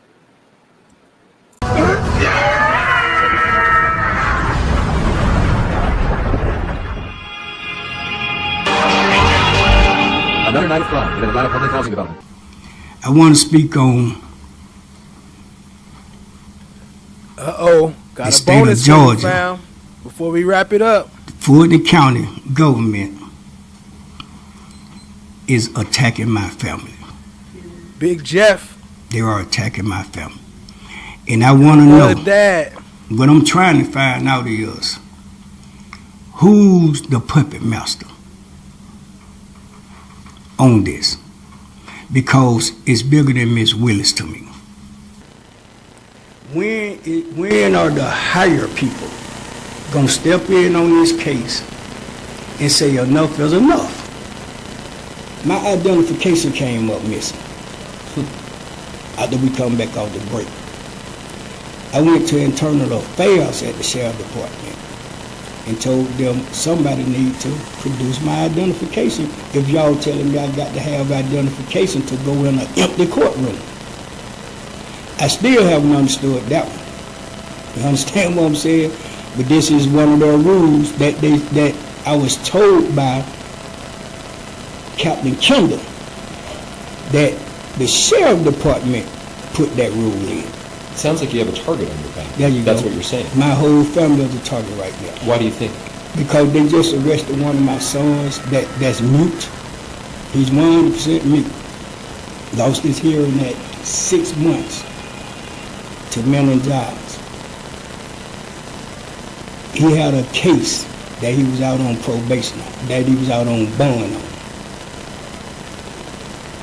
The district attorney indicted him. They added 14 charges to his case. Charged him with armed robbery. And, it's going to come out. And we went to court. I turned him in. I took him to the jail to turn him in. We sat there for 4 hours before someone told us that they couldn't find some paperwork on him saying that he had a warrant for his arrest. So they told me take him home. And we can't keep him. For about 30 minutes, I get a phone call from my family that's at Fulton County Courthouse telling me, bring little Greg to Fulton County. For what? Because they got some paperwork that, this, that, and the third, so forth and so on. They arrested him there because somebody had done drew up the paperwork.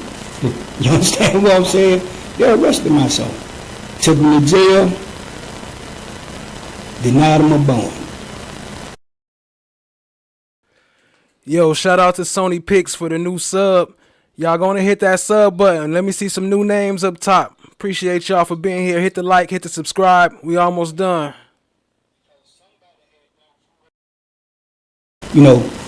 First of all, we talking about a man who's mute.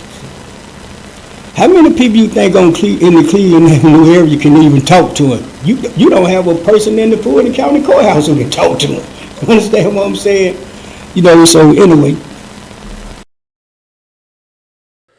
Shout out to Candace Rodriguez. We appreciate you being here.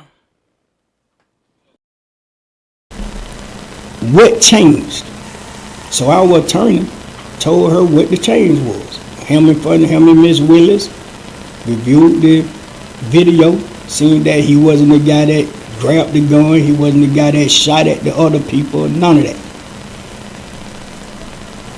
She told the district attorney, you think she can come in here and testify to that? Are you serious? Are you really serious? I would never believe that because it's not true. You know what I'm saying? You know, and I'm not just saying this because it's my son. Let's make this put this on the record now. 5 years now. We haven't made a dime off of it. We ain't tried to make a dime off of it. Same thing with Gunner. The artist that my son has bought in to YSL, he haven't made one dime off of them. Big Jeff, can I ask you a question? Go ahead. I don't have a problem. They'll say, how do it feel when you hear your son music come on the radio, or you know your son is this, that, and the other? I said, I feel the same way. Best friend. That is. If you look at the best friend video, that's Jeffrey Williams. You know, whether you right or wrong, your money is no good. But I had a wreck one time with a deputy sheriff, believe it or not, ran me off the road. If your ass right, you right. If your ass wrong, you wrong. Point blank, period. You understand? And the only thing you can do is try to correct it. But if you did it, if he did it, we gonna act a fool. But if she do it or he do it, just another nigga gone. I went to the state capitol a month ago. That was my last phase.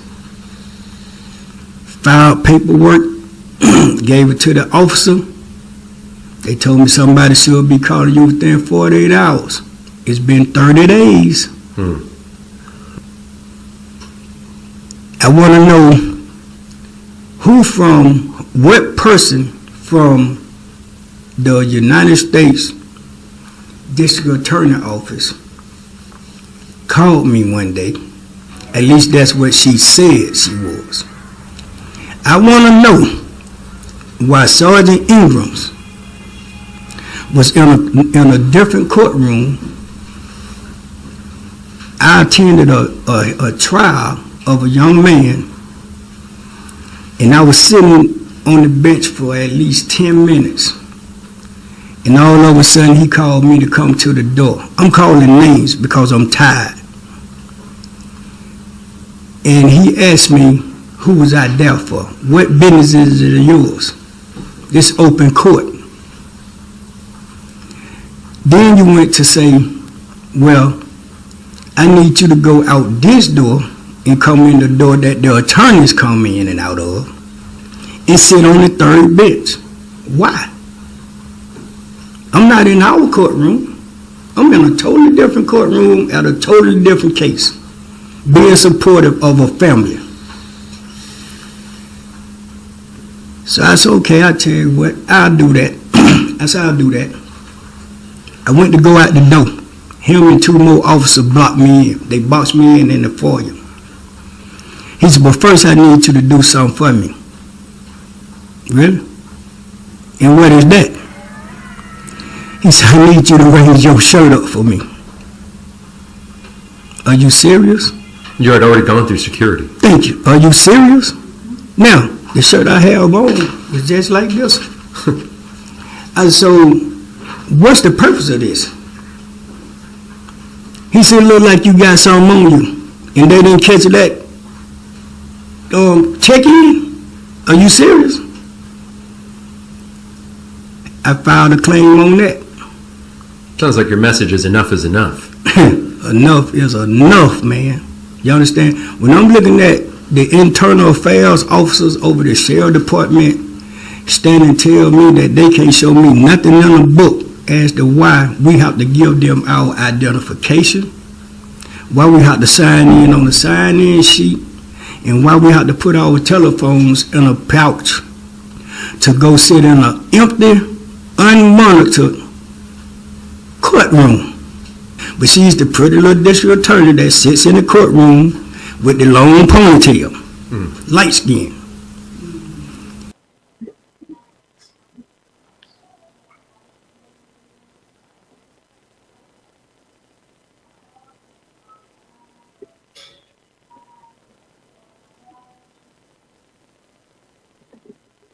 Nobody would tell me her name.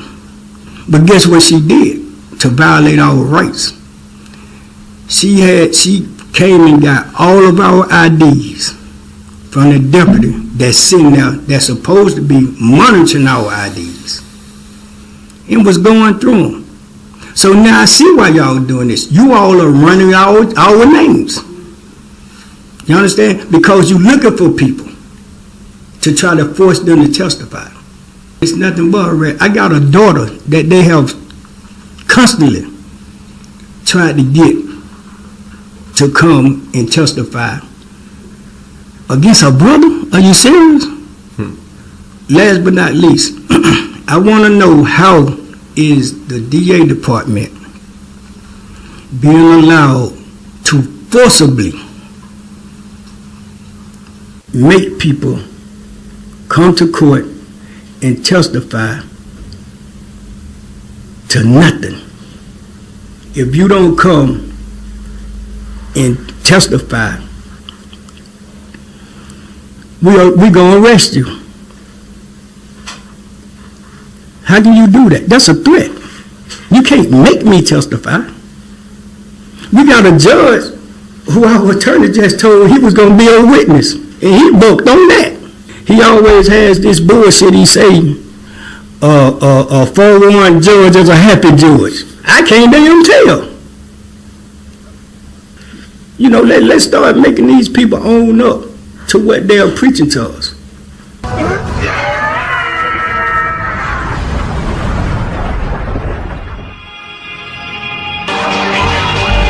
Another night of crime in Atlanta public housing development. All right. Anybody else have any other issues as to... Uh-oh. Fulton County has no problem coming in here and cuffing all of us, okay? Don't be an idiot. Are you trying to tell me about myself? You homeless, and you don't even have a mirror to look at yourself. Here. So I know you all about your principles. But can we just please just listen to Earn so we can get out of here? It's 4 cops on the other side of that door. You know if they come in here, they're gonna get your ass on a whole lot of other shit. You lying ass bitch. I knew it. Mama, I hate you, Will. Don't you never come back to my house, And no. I hope they blow your motherfucking ass to smithereens. You better hope they do, bitch. You better hope they do. This nigga kidnapped me. I think I'm entitled. You want answers? I want the truth! You can't handle the truth! What are you, fucking nuts? You thought...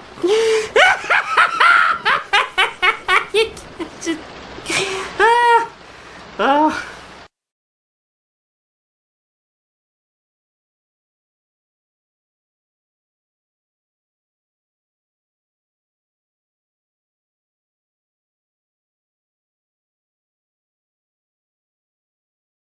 Hey, the gatekeeper! We can hangers, free them from their body. I'm not harming them. I pray for whoever. Next time, family, I got some deep dive on QUINN. Well, not the next episode, but coming soon. Detective QUINN. Oh yeah, we got him lined up too. He want to be a celebrity, huh? I'm not harming them, cause they gone. Why and how did I become this person? Drugs, alcohol, no father, the influences, the rap music, the bitches, the whole bad boy thing, all of this it just conditioned me in the wrong way, and I have never gotten past being murderous.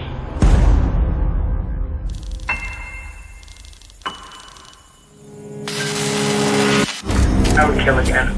Dead, I'm alive. I don't think it was wrong. The thing inside of me, it's like the appetite. It's like a wolf that's feeling the hunger.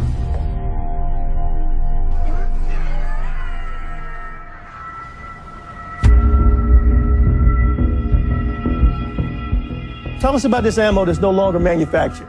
This box, this logo. We want to know all about that. Lead Detective David Quinn let only Channel 2 Action News into the homicide unit to reveal the somewhat uncommon bullet that likely killed 2 homeless men just before Thanksgiving. We have a particularly evil individual that has shot 2 of our homeless community in Atlanta in less than 3 miles away from each other. Detectives are hoping these bullets will be the clue that connects them with the killer.